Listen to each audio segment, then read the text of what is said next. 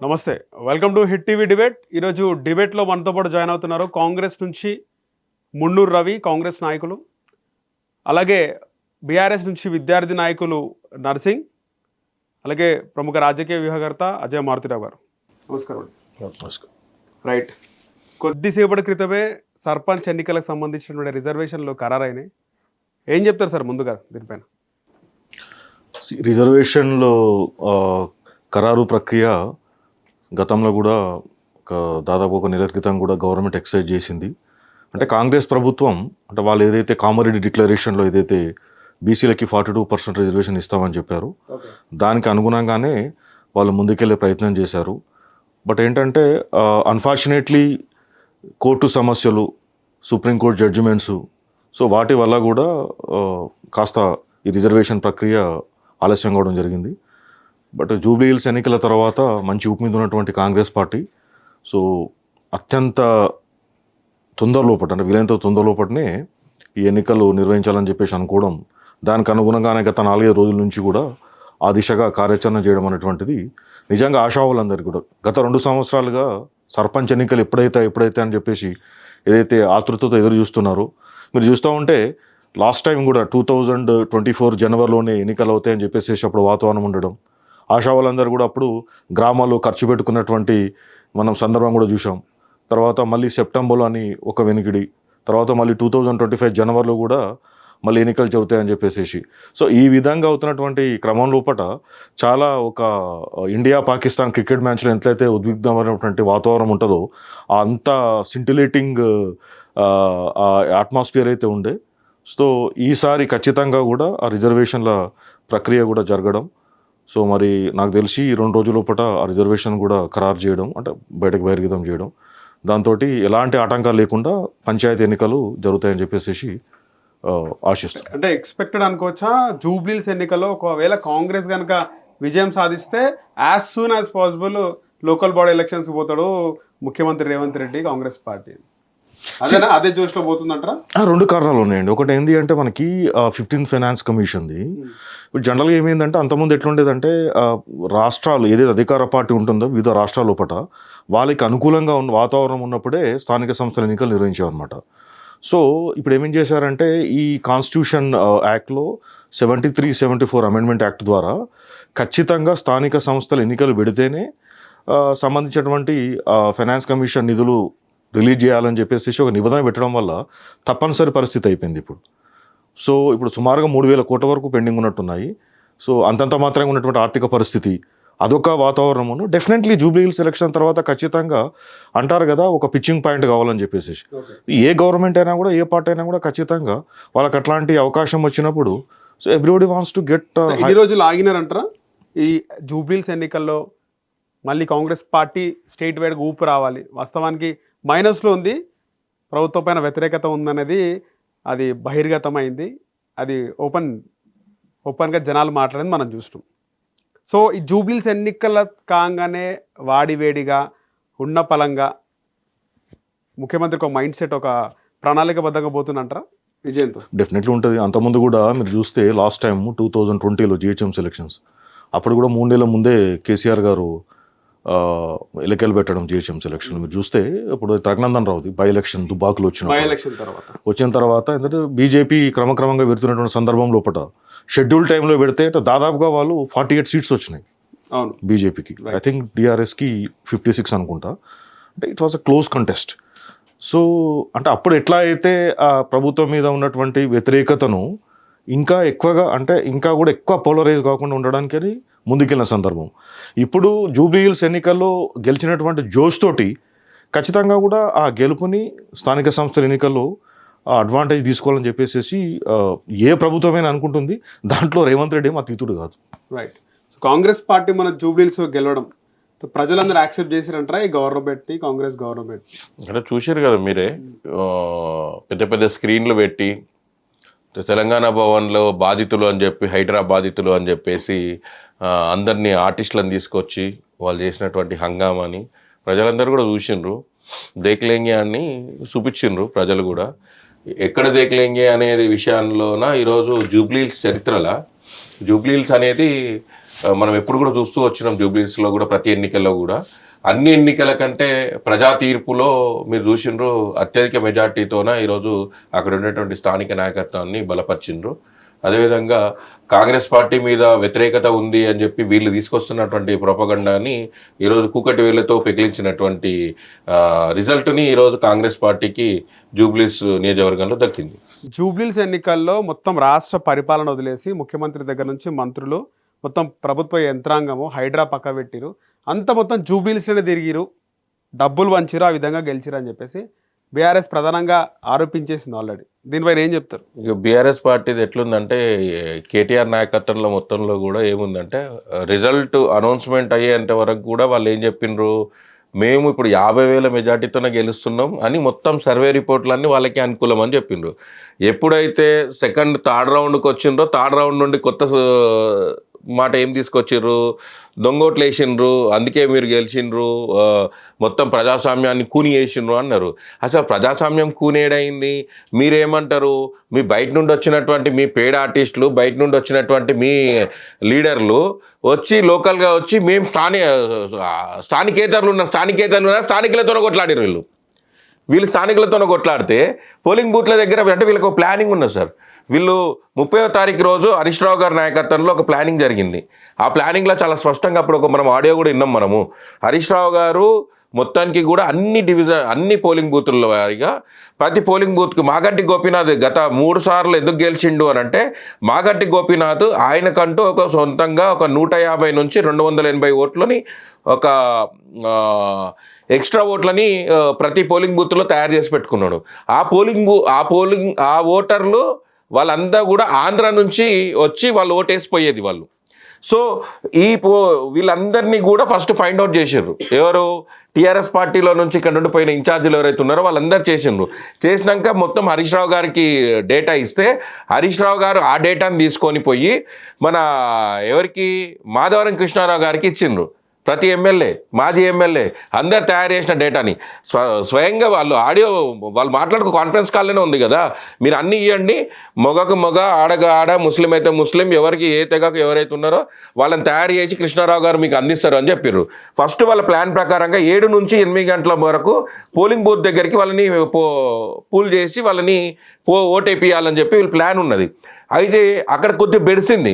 అక్కడ బెడిసేసరికి ఏమైంది, అట్లా కూడా కొంతమంది వచ్చి ఓటేయడానికి వచ్చేటలకు అప్పటికే లిస్టులో ఉన్న పేర్లను చూసిండ్రు, ఫైండ్ అవుట్ చేసిండ్రు, వాళ్ళని పట్టుకున్నారు. సో అక్కడ ఏమైంది, ఒక ఫేజ్ ఫెయిల్ అయిపోయారు. సెకండ్ ఫేజ్కి పోయారు. సెకండ్ ఫేజ్కి పల్లా రాజేశ్వరరెడ్డి గారు 12 గంటలకు అందరికీ కాల్ చేశారు, అందరు ఇన్ఛార్జీలకు, మీరు ఉన్న పలంగా అందరు కూడా పోలింగ్ బూత్ల దగ్గరికి పోయి గడబడి చేయండి, నాన్ లోకల్స్ ఉన్నారు అని చెప్పి. అసలు పోయేదే నాన్ లోకల్స్ అక్కడికి. ఆ నియోజకవర్గం లేదండి, ఆ నియోజకవర్గానికి సంబంధం లేని వాళ్ళు ఇన్ఛార్జీలు అందరూ పోయి పోలింగ్ బూత్ల దగ్గర గడబడి చేసిండ్రు. ఆ గడబడి చేసే టైంలో ఏంటంటే అక్కడ వీళ్ళు గడబడి చేస్తుంటే బ్యాక్ సైడ్ నుంచి 3 o'clock లోపు మాధవరం కృష్ణారావు గారు వీళ్ళు దొంగోట్లను తీసుకొని పోలింగ్ బూత్ల దగ్గరికి తీసుకొస్తారు. వాళ్ళు ఓటేసుకోవాలని చెప్పేసి వీళ్ళ యాక్షన్ ప్లాన్ ఇదంతా బెడిసి కొట్టింది. ఇది వీళ్ళు ఏమనుకున్నారంటే మాకు ఓట్లు పడ్డాయి, ఆ ఓట్లతోనే మేము గెలుస్తున్నాం అని చెప్పి సర్వే ఎవరైతే వీళ్ళు పేడ్ సర్వే ఏజెన్సీస్ ఉన్నావో ఆ సర్వే ఏజెన్సీలకు చెప్పిండ్రు. వాళ్ళు అదే నిజం అనుకొని అట్లని ముందుకు పోయారు. ఇక్కడ జెన్యూన్గా ప్రజా తీర్పుని ఇచ్చిండ్రు. ఆ తీర్పుని పక్కన పెట్టి మేము అట్లా చేసిండ్రు, మీరు దొంగోట్లు వేయడానికి ఆస్కారం ఎట్లుంటుంది? మీరు తయారు చేసుకున్న ఓటర్లే కదా, మీరు తయారు చేసుకున్న ఓట్లు మీ మాట వింటారు, మా మాట వినరు కదా. మీకు సంబంధించినటువంటి మాగంటి గోపీనాథ్కి సంబంధించినటువంటి ఓటర్లు వాళ్ళని నిరోధించడం పడ్డారు కొద్ది స్థాయిగా. అందులో మీకు కూడా పోటాపోటీగా ఓట్లు వచ్చినాయి కదా, ఆ ఓట్లు మళ్ళీ అవన్నీ కూడా మీకు కూడా దొంగ ఓట్లు వచ్చినట్లే కదా. మళ్ళీ ఇప్పుడు ఒక వ్యక్తి మీద కానీ ఒకరి మీద బురద చల్లే ముందు వీళ్ళందరూ కూడా ఏమన్నారు, ఎన్నికలకు ఉండే ముందు నవీన్ గారి కుటుంబం మీద చేసిండ్రు. మళ్ళీ అక్కడ ఉన్నటువంటి సలీం సమ్ నేమ్ ఎవరో క్యారెక్టర్ని తీసుకొచ్చారు కదా, ఆయన ఎవరు? పెద్ద కనబడలే కదా, ఆయన కనబడ్డాడు, ఆయన చేసేటువంటి వ్యవహారాలన్నీ అని వేసిండు. అయితే వీళ్ళందరూ అట్లాంటి వాళ్ళని తీసుకొని వచ్చి వీళ్ళు చేయించారు. మాగంటి గోపీనాథ్ ఎంత దుర్మార్గుడు అని అంటే, మా విద్యార్థి నాయకుడికి సంబంధించి, నేను అప్పట్లో టీఆర్ఎస్లో ఉంటే మా విద్యార్థి నాయకుడికి సంబంధించి 70 గజాల భూమి 70 గజాల భూమిని వాళ్ళకు కొన్నారు ఒకరి దగ్గర నుంచి. ఓకే. కొన్న తర్వాత ఆ భూమిని వాళ్ళు క్లియరెన్స్ చేయించుకోవాలంటే మాగంటి గోపీనాథ్ ఎక్కడ ఖాళీ భూమి ఉంటే దాని మీద బోర్డు ఉంటుంది మాగంటి గోపీనాథ్ది. అట్లాంటి భూమిని 10 మంది ఎమ్మెల్యేలు, 2 మంత్రులు, ముఖ్యమంత్రి ఆఫీస్ నుంచి పదే పదే చెప్పినా కూడా చేద్దాం అనుకుంటే దాన్ని చేయనీయకుండా అడ్డుపడినటువంటి గొప్ప వ్యక్తి. అర్థమైందా?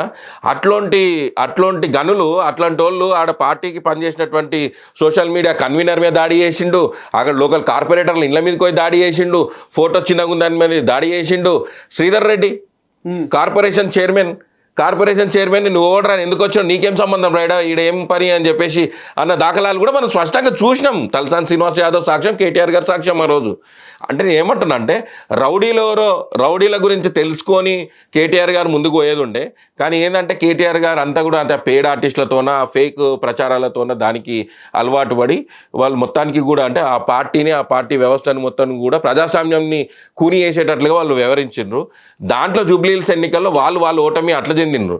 వాళ్ళు దొంగ ఓట్లు వేసిండ్రు, కాంగ్రెస్ మీద దుమ్మెత్తిపోయడం, కాంగ్రెస్ పార్టీ చేసింది అట్లా చేసిందని ఇట్లా చేసిందని కాంగ్రెస్ పార్టీ మీద పెద్ద స్క్రీన్లు పెట్టి అంటే టస్కర్లు వేసి నువ్వు ఏం చూపించినా కూడా ప్రజలు ఏది నమ్ముతారో అదే నమ్ముతారు. ప్రజలకు ఫ్రీ బస్ వచ్చిందా, ప్రజలకు సన్నబియ్యం అందినాయా, ప్రజలకు రేషన్ కార్డు అందిందా, 10 ఏళ్ళలో నువ్వు చేయని పనులని మేము చేసినాం కాబట్టి ఈరోజు ప్రజలు ఆశీర్వదించిండ్రు. అంతే, దానికి నిదర్శనమే ఈరోజు కాంగ్రెస్ ప్రభుత్వం మేము చేసిన పనులని గౌరవించి ప్రజలు అక్కడ ఉన్నటువంటి నాయకత్వాన్ని గౌరవించింది. నవీన్ యాదవ్ అయితేనే కరెక్ట్ అని చెప్పేసి నవీన్ యాదవ్ని గెలిపించింది. ప్రజలందరూ కాంగ్రెస్ వైపే ఉన్నారంటారా? 100% ఉన్నారు కాబట్టే కదా మీరు అత్యధిక మెజార్టీ వచ్చింది. ఇంతవరకు ఎప్పుడు రానంత మెజార్టీ అక్కడ వచ్చింది కదా. అది మెజారిటీ ఉన్నారు కానీ మొత్తం ప్రజలందరూ లేరని స్పష్టంగా కనబడుతుంది కదా. దాదాపు బీఆర్ఎస్ కూడా 75,000 ఓట్లు వచ్చినాయి. అది నేను ఏమంటున్నా, మీకు వచ్చిన ఓట్లు మీ ఏ ఓట్లు అనేది మీరు తెలుసుకోండి ఫస్ట్. వచ్చినాక ఆ తర్వాత ఎదుటి పార్టీ మీద మీరు నిందలేయచ్చు. నేను అదే చెప్తున్నా. ఇప్పుడు ఆ పార్టీలో ఉన్నటువంటి వాళ్ళకి కానీ నేను చెప్పేది ఏంటంటే వాళ్ళు రిజల్ట్ వచ్చే టైంకి వరకు కూడా సోషల్ మీడియాలో కూడా బీఆర్ఎస్ దూకుడు ఉంటుంది, బీఆర్ఎస్ చేతును తొక్కకుండా పోతుంది అని చెప్పి హెడ్లైన్స్ రాసిరు వాళ్ళందరూ. వాస్తవానికి క్షేత్రస్థాయిలో బీఆర్ఎస్ ఉన్నటువంటి ఈ జూబ్లీహిల్స్ 7 డివిజన్లలో చాలా వరకు 3-4 డివిజన్లలో బీఆర్ఎస్ పార్టీకి ప్రజలందరూ మద్దతుగా కనబడ్డది. గ్రౌండ్ లెవెల్లో ప్రత్యక్షంగా మేము కూడా తిరిగినాం. మీరు తిరిగినప్పుడు కనిపించిన జనాలు మేము చెప్తాం. సర్వే జనాలు కాదు, ఓటర్లనే. మీరు తిరిగిన ఓటర్లు కాదు, నార్మల్ గా సామాన్య జనాలు. అయితే సర్వేలు కూడా చాలా వరకు కూడా బీఆర్ఎస్ కూడా గెలిచే అవకాశం ఉందని వచ్చింది. అయితే ప్రభుత్వం ఉంది కాంగ్రెస్ పార్టీ, ఆ విధంగా ఏమన్నా ప్లాన్ చేసిండా రేవంత్ రెడ్డి? అట్లా ఎట్లుంటుందండి? ఇప్పుడు ఎలక్షన్ పోటేనిక పోయినప్పుడు అప్పుడు కెమెరా ఉంటుంది, కెమెరా రికార్డింగ్ ఉంటుంది, బయట కెమెరా రికార్డింగ్ జరుగుతుంటుంది, లైవ్ కెమెరాస్ ఈసీకి కనెక్టివిటీ ఉంటుంది. తప్పు ఓటేనికే ఆస్కారం లేదు. వాస్తవానికి గతంలో మీరు బీఆర్ఎస్లో ఉన్నారు, బీఆర్ఎస్ ప్రభుత్వంలో ఉన్నారు, కాంగ్రెస్ ప్రభుత్వంలో ఇప్పుడు ఉన్నారు. ప్రభుత్వం ఉండడం ఖచ్చితంగా అడ్వాంటేజ్ అనేది ఉంటుంది. అధికారులు అందరూ కూడా చూసి ఉండడం వదిలేస్తారు. అట్లేముండదు. ఎన్నిక విశ్లేషకుల మాట అంటే అట్లా అనుకుంటారు అందరు, కానీ ఎన్నిక ప్రక్రియ అనేది అందరికీ సమానంగా ఉంటుంది. మెజారిటీ వచ్చే అవకాశమే లేదు. ఎవరు గెలిచినా 2,000 3,000 మెజారిటీ అనుకున్నారు. అదే ప్రజా తీర్పు, ప్రజలు ఇచ్చిన తీర్పు కాబట్టి ప్రజలు అక్కడ స్థానిక నాయకత్వంతోన స్థానికంగా కూడా అక్కడ బలంగా ఉంది కాబట్టి అక్కడ మాకు బలమైనటువంటి క్యాడర్ ఉంది. ఆ క్యాడర్ ఈరోజు ఓటు ద్వారా నిరూపించింది. రైట్. మళ్ళీ కూడా ఈ 10 మంది ఎమ్మెల్యేలకు సంబంధించి ఖైరతాబాద్ ఉప ఎన్నికలు రాబోతున్నాయని కూడా విన్నాం. ఎట్లుంటుంది అంటారు పరిస్థితి? ఖైరతాబాద్ ఎన్నికలు రాని, ఇంకా 10 మంది కాకపోతే ఇంకా 15 మంది ఎన్నికలు రాని, ఇప్పుడు వచ్చే 10 ఎన్నికలు ఒకవేళ వస్తే అది కేటీఆర్ నియంత అహంకారానికి కోసం మాత్రమే, ఆయన తీసుకున్నటువంటి ఒక నిర్ణయంకి మాత్రమే ఎన్నికలు జరగవచ్చు. ఇది ప్రజలేం కోరుకోలే, ప్రజలు కోరుకునే ఎన్నిక కాదు. ప్రజలేం కోరుకొని మీరు రాజీనామా చేయమని చెప్పి ఏ నాయకుని చెప్పలే. ప్రజలు ఓటేసి ఒక నాయకుని గెలిపించుకున్నారు. ఆ నాయకుడు అభివృద్ధి కోసం అధికార పార్టీతో పోయి పనిచేసుకోవచ్చు, తప్పేం లేదు. కానీ ఇక్కడ తన అహంకారం కోసం, కేటీఆర్ అనే ఒక వ్యక్తి అహంకారం కోసం మాత్రం ఎన్నిక జరుగుతుంది. కాబట్టి ఆ అహంకారాన్ని దింపడానికి ఇన్ని కాదు, 10 కాకపోతే ఇంకా 30 ఎన్నికలు వచ్చినా కూడా పోటీ చేస్తే కాంగ్రెస్ పార్టీ విజయనమ్మకం వస్తుంది. జూబ్లీహిల్స్ ఎన్నికల్లో విజయం సాధించిన తర్వాతనే కాంగ్రెస్ పార్టీ జోష్లో పోయిందంటారా? మాట చెప్పగలుగుతాను. మా అన్న రవీణ చెప్తుంటే నాకు చాలా నవ్వొస్తుంది. జూబ్లీహిల్స్ బై ఎలక్షన్స్ అవి విజయం అనుకోవాలా అపజయం అనుకోవాలా కాంగ్రెస్ పార్టీ యొక్క విజ్ఞతగా వదిలేస్తున్నా. విచ్చలవిడిగా పైసలు పంపిణీ చేస్తుంటే రాష్ట్ర ఎలక్షన్ కమిషన్ కానీ పోలీస్ అధికారులు కానీ చూసి చూడనట్టుగా మీలాంటి మీడియా వ్యవస్థ అందరు చూస్తారు. ఆఖరికి మాగంటి సునీత గారి పైన కేసులు అవుతాయి, వాళ్ళ పిల్లల పైన కేసులు అవుతాయి. ఎలక్షన్ కోడ్ ఉల్లంఘన చేసుకుంటూ పోతే కాంగ్రెస్ పార్టీ పైన ఇంతవరకు కేసులు కాలేదు, బీజేపీ పార్టీ పైన కేసులు కాలేదు. లాస్ట్ మూమెంట్లో బీజేపీ పార్టీ క్యాండిడేట్ అనౌన్స్మెంట్ చేసి అంటే రేవంత్ రెడ్డితోని కిషన్ రెడ్డితో కుమ్ముకై చేసి కాంగ్రెస్ పార్టీకి క్యాండిడేట్ లేడండి ఈరోజు చెప్పాలంటే జూబ్లీహిల్స్లో అంతమంది లేడు. ఎంఐఎం పార్టీకి వెళ్ళి కొనుక్కొచ్చుకున్న పార్టీ క్యాండిడేట్ అతను గతంలో ఏ పార్టీకి వెళ్ళి పోటీ చేసిండు. నేను ఉదాహరణ చెప్పగలుగుతా, 2024లో కంటోన్మెంట్ ఎలక్షన్స్ అయినప్పుడు కూడా కాంగ్రెస్ పార్టీ క్యాండిడేట్ లేడు, బీజేపీ పార్టీకి వెళ్ళి పోటీ చేసిన అభ్యర్థిని కొనుక్కొచ్చుకోండి, ఇదే రేవంత్ రెడ్డి. ఇక్కడ కూడా అదే జరిగింది. ఇక్కడ ఎన్ని పార్టీలు పోటీ చేసినాయండి? బీఆర్ఎస్ పార్టీ మేము సింగిల్గా పోటీ చేసినాం. కాంగ్రెస్ పార్టీ ఎన్ని పార్టీలు పోటీ చేసిందండి? సిపిఐ, సిపిఎం, తోకలేని కోదండరాం పార్టీ, అన్ని సంఘాలు కలిసి party support Congress party, ruling government, 14 మంది మంత్రులు. అంటే ఆ రాత్రి నీకు గుర్తుకొచ్చి హఠావుటి అంటే 1,14,000 30,000 చిల్లర ఉన్న ముస్లిం ఓటు మైండ్ గుర్తొస్తే నీకు అజారుద్దీన్కి మంత్రి పదవి ఇస్తావు. ఓకే, అది అంతకుముందు జూబ్లీహిల్స్లో ఇవ్వాల్సింది లేదా? అప్పుడు గుర్తు కదా ముస్లిం మైనారిటీలు. శాఖలు కూడా పోలింగ్ ఏజెంట్ అంటే పోలింగ్ దగ్గరకు వస్తున్న సందర్భంలో శాఖలు కేటాయించడం జరిగింది అజారుద్దీన్ గారికి. ఓకే, విచ్చలడ పైసలు పంపిణీ. అసలు నవీన్ నాకు అభ్యర్థి ఒక బీసీ నాయకుడు, యువ నాయకుడు రావాలి, ఎవరైనా కోరుకుంటాం. మాగంటి గోపినాథ్ చనిపోతే ఏమన్నాడండి ఎలక్షన్ కోటాక ముందు కూడా? గోపినాథ్ చనిపోవడం మంచిదే అయింది మన జూబ్లీహిల్స్ ప్రజలకంటే. ఆయన 3 దఫాలో పనిచేశాడు మాగంటి గోపినాథ్ గారు, 3 సార్లు గెలిచాడు. అలాంటి వ్యక్తిని అలాంటి కరెక్టేనా? మీకు రాష్ట్రంలో మన తుఫాన్ బాధ వచ్చినప్పుడు మన గ్రామీణ ప్రాంతాల్లో ఆదిలాబాద్ కానీ, కరీంనగర్ కానీ, ఖమ్మం కానీ, హైదరాబాద్ కానీ వచ్చిన వరదల కొట్టుకపోయిన పంట నష్టపరిహారం ఇవ్వలేదు, వాటిని పట్టించుకోలేదు. జూబ్లీహిల్స్ నియోజకవర్గంలో ఉన్న ఇక్కడ హైదరాబాద్ నాయకులు లేరా? హైదరాబాద్లో రాష్ట్ర పార్టీ కాంగ్రెస్ పార్టీ లోకల్ నాయకులు ఉన్నారు కదా, వాళ్ళు చూసుకుంటారు కదా, అక్కడ పట్టించుకోవచ్చు కదా. అంటే అంత అవసరం ఏముంది? ఈ జూబ్లీహిల్స్ ఎలక్షన్ ఓడిపోతే అని తెలిసినాక రిపోర్ట్ వస్తున్నప్పుడు డేట్ అవుతుంటే జూబ్లీహిల్స్ నియోజకవర్గంలో ఉన్న ముఖ్యమంత్రి ఇల్లు రోజు రిపోర్ట్ తెచ్చుకొని ఏం జరుగుతుంది మనం ఏం చేయాలని విచ్చల విడిగా పైసలు దొంగ ఓట్లు తయారు చేస్తాం. మేము పట్టుకున్నాం ఓపెన్గా దొంగ ఓట్ల ఓటుకాడు మేము ఎక్కడ ఏం చూపించినాం కూడా. ఎల్బినార్కే తీసుకొచ్చిన వాళ్ళని, ఓల్డ్ సిటీకి తీసుకొచ్చిన ముస్లిం ఒక చిన్న పాప తెలుసా, ఆమె 8th క్లాసు 6th క్లాసు. మేము వెళ్ళి అడిగితే గామె పోలింగ్ బూత్కి ఎట్లా పంపిస్తారు అధికారులు, పోలీస్ అధికారులు? అది ఖచ్చితంగా జూబ్లీహిల్స్ వీడియోనేనా? అది వాస్తవం. అది సరే, మీరు ప్రభుత్వంలో ఉన్నారు, అధికార కాంగ్రెస్ చూస్తారా సార్? మీరు ఆ వీడియో చూస్తారా? కాంగ్రెస్ పార్టీలో మీరు అధికారంలో ఉన్నారు, మీ దమ్ము ధైర్యం ఉంటే ఇది కాదు Congress party Jubilee Hills election video కాదని చెప్పి పెట్టండి. మళ్ళీ అప్పుడే కంప్లైంట్ చేసేది ఉండే. ఎలక్షన్ కమిషన్ తెలంగాణ రాష్ట్రంలో నిద్రపోయింది, జూబ్లీహిల్స్ ఎలక్షన్ నిద్రపోయింది చెప్తున్నా. ఈ రాష్ట్రంలో జూబ్లీహిల్స్ ఎలక్షన్ ఫలితాలు వచ్చినాక 14వ తారీఖు ఫలితాలు వచ్చినాక కాంగ్రెస్ పార్టీ కార్యకర్తలు సంబరాలు చేసుకోలేదు. ఎలక్షన్ కమిషన్ ఉన్న పనిచేసిన అధికారులు, పోలీస్ వ్యవస్థ పనిచేసి సంబరాలు చేసుకుంటున్నారు. ఎందుకంటే పోలీస్ వ్యవస్థ కాంగ్రెస్ పార్టీ కార్యకర్తలుగా పనిచేసింది. నిజంగా మీరు డ్యూటీ చేస్తే 407 బూతులు ఉంటాయండి, 7 డివిజన్లు ఉంటే 407 బూతులు ఉంటాయి. ఒక్కొక్క బూత్ నుంచి 100 నుంచి 130 ఓట్లు తయారు చేసుకుందాం ఓట్లు కాంగ్రెస్ పార్టీ. కర్ణాటకలో ఎట్లా వస్తాయి ఓటర్ ఐడి కార్డులు? ఏం చేస్తుంది ఎలక్షన్ కమిషన్? చెక్ పోస్ట్ ఏం చేస్తుంది? మేము పట్టుకున్నాం కదా, మా సోషల్ మీడియా పట్టుకుంది, మేము పట్టుకున్నాం కూడా కదా. ఒక ఎర్రగడ్డలో 305 బూత్ నెంబర్లో నేను స్వయంగా చెప్పిన ఏసీపీ గారికి, సార్ అక్కడ పైసలు పంపిణీ చేస్తారు అంటే ఏసీపీ గారు ఎస్ఐ చెప్తే ఎస్ఐ ఇట్లా కింద షూ చూసుకుంటున్నాను ఎక్కడ అని చెప్పి కానిస్టేబుల్ వచ్చే వరకు కూడా చూస్తా కూడా వెళ్ళడం అంటుండు. ఆ డబ్బులు తీసుకుంటాడు. బోరాబండ బూత్లో మా పావాని మా లలితారెడ్డి అడ్వకేట్తో మేము పైసలు పట్టుకున్న పైసలు తీసుకుపోయి ఇట్లా చూపిస్తా కూడా ఎస్ఐ గారు కంప్లైంట్ తీసుకోలేదు. కంప్లైంట్ తీసుకుంటే అది ప్రూఫ్ అవుతుంది, దాని మీద ఎంక్వైరీ చేయాలి, ఈ దొంగ ఓట్లు తెలిసిపోతా అని చెప్పేసి. ఎక్కడ కూడా అధికారులు పనిచేయలేదు, కాంగ్రెస్ పార్టీ తొత్తుగా పనిచేసారు కాబట్టి అది విజయం కాదు.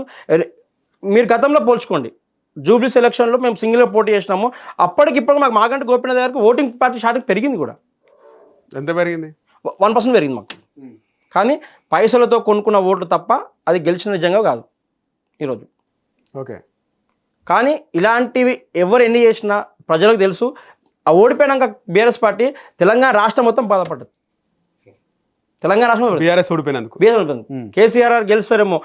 నిజంగా చెప్తున్నా కదా, జాబ్ క్యాలెండర్ రిలీజ్ చేయలేదు, నిరుద్యోగులు పోటీ చేస్తాం. ఉస్మాన్ యూనివర్సిటీ విద్యార్థులు పోటీ, గాస్మా అనే పిల్లల మీద గాల మీద కూడా పోటీ దాడి చేయడం జరిగింది. నవీన్ యాదవ్ తమ్ముడు కాంగ్రెస్ పార్టీ ఓటేకు ఎవరికైనా ఓటేసుకుని నాకు ఓటే అని చెప్పింది ఆమె. తప్పేముంది అందులో? కాంగ్రెస్ పార్టీకి ఎందుకు ఓటు వేద్దని చెప్పింది? నిరుద్యోగుల సమస్య ఇచ్చమని చెప్పింది.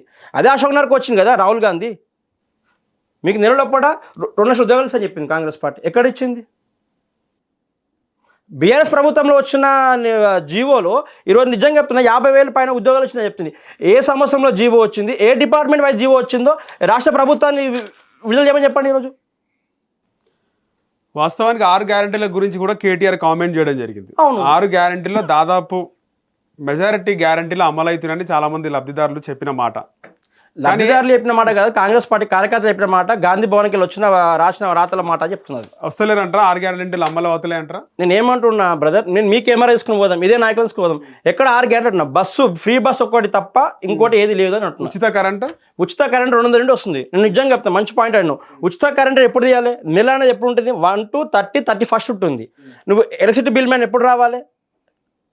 10th, 11th, 12th వస్తే 1 దాటిపోవా యూనిట్స్? నువ్వు 40 daysకి వస్తున్నావు, 42 daysకి వస్తున్నావు నువ్వు. అంటే గరీబోని పైన భారం పడతలేదా?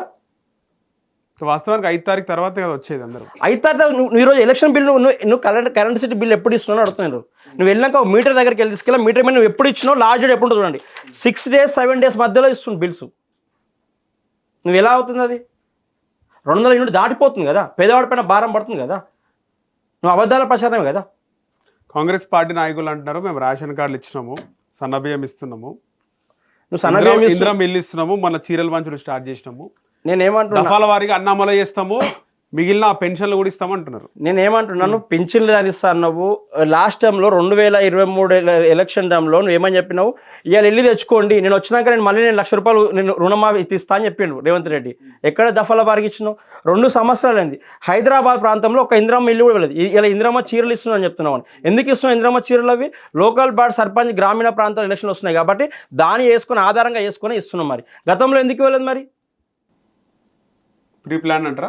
ప్రీ ప్లాన్ అండి, ప్రీ ప్లాన్ గ్రామీణ ప్రాంత ఎలక్షన్, లోకల్ బాడీ ఎలక్షన్ లో ఈ కాంగ్రెస్ వాస్తవానికి గ్రామీణ ప్రాంతాల్లో పంపిణీ చేయమని చెప్పి రేవంత్ రెడ్డి ఆదేశించింది. ఏముంటది రవి గారు? గ్రామీణ ప్రాంతాలని కాదు, మొత్తానికి కూడా మొత్తం మార్చి వరకు కూడా తెలంగాణ మొత్తంలో కూడా, అంటే ముందు ఎక్కడైనా కూడా గ్రామీణ స్థాయి నుంచి వస్తాయి. ఏడైనా కూడా ఇదే కాదు, పథకాలు అమలు చేసిన గ్రామీణ స్థాయి నుండి వస్తారు.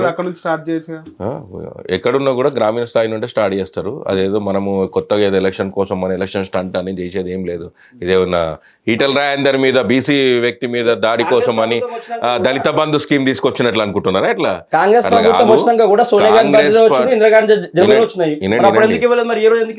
కాంగ్రెస్ పార్టీకి ఒక కృతనిశ్చయంతో పనిచేస్తుంది. ఇప్పుడు బ్రదర్కి కూడా తెలుసు, గతంలో ఉన్నటువంటి ఎన్ని అప్పులు చేసిపోయినారు, ఎంతగానో ఈ రాష్ట్రానికి అప్పులు కుప్పలు చేసిపోయినరు, దాన్ని ఎట్లా సరిదిద్దిండు ఈరోజు రేవంత్ రెడ్డి వచ్చి అనేది. వాస్తవానికి ఖజానా ఉందనుకున్నా, లంకె బిద్దలు ఉంటాయి అనుకున్నా, చూస్తే కాలికుండలు పెట్టిపోయినరు అనేది తెలుసు. కానీ కాంగ్రెస్ నాయకులకు తెలియదా ఖజానా అప్పుడు లేదని చెప్పి? ఖజానా లెక్కలు తెస్తే తెలుస్తుంది ఏదైనా కూడా. వీళ్ళు ఇప్పుడు కొన్ని ఎన్ని జీవోలు దాపెట్టినరు అనే విషయం కూడా, ఎన్ని జీవోలని తుడిచిపెట్టినరు, ఎన్ని కేసుల్లో కింద మీద చేసిండ్రు అనేది మొత్తం కూడా మెల్లమెల్ల వెళ్తుంది కదా.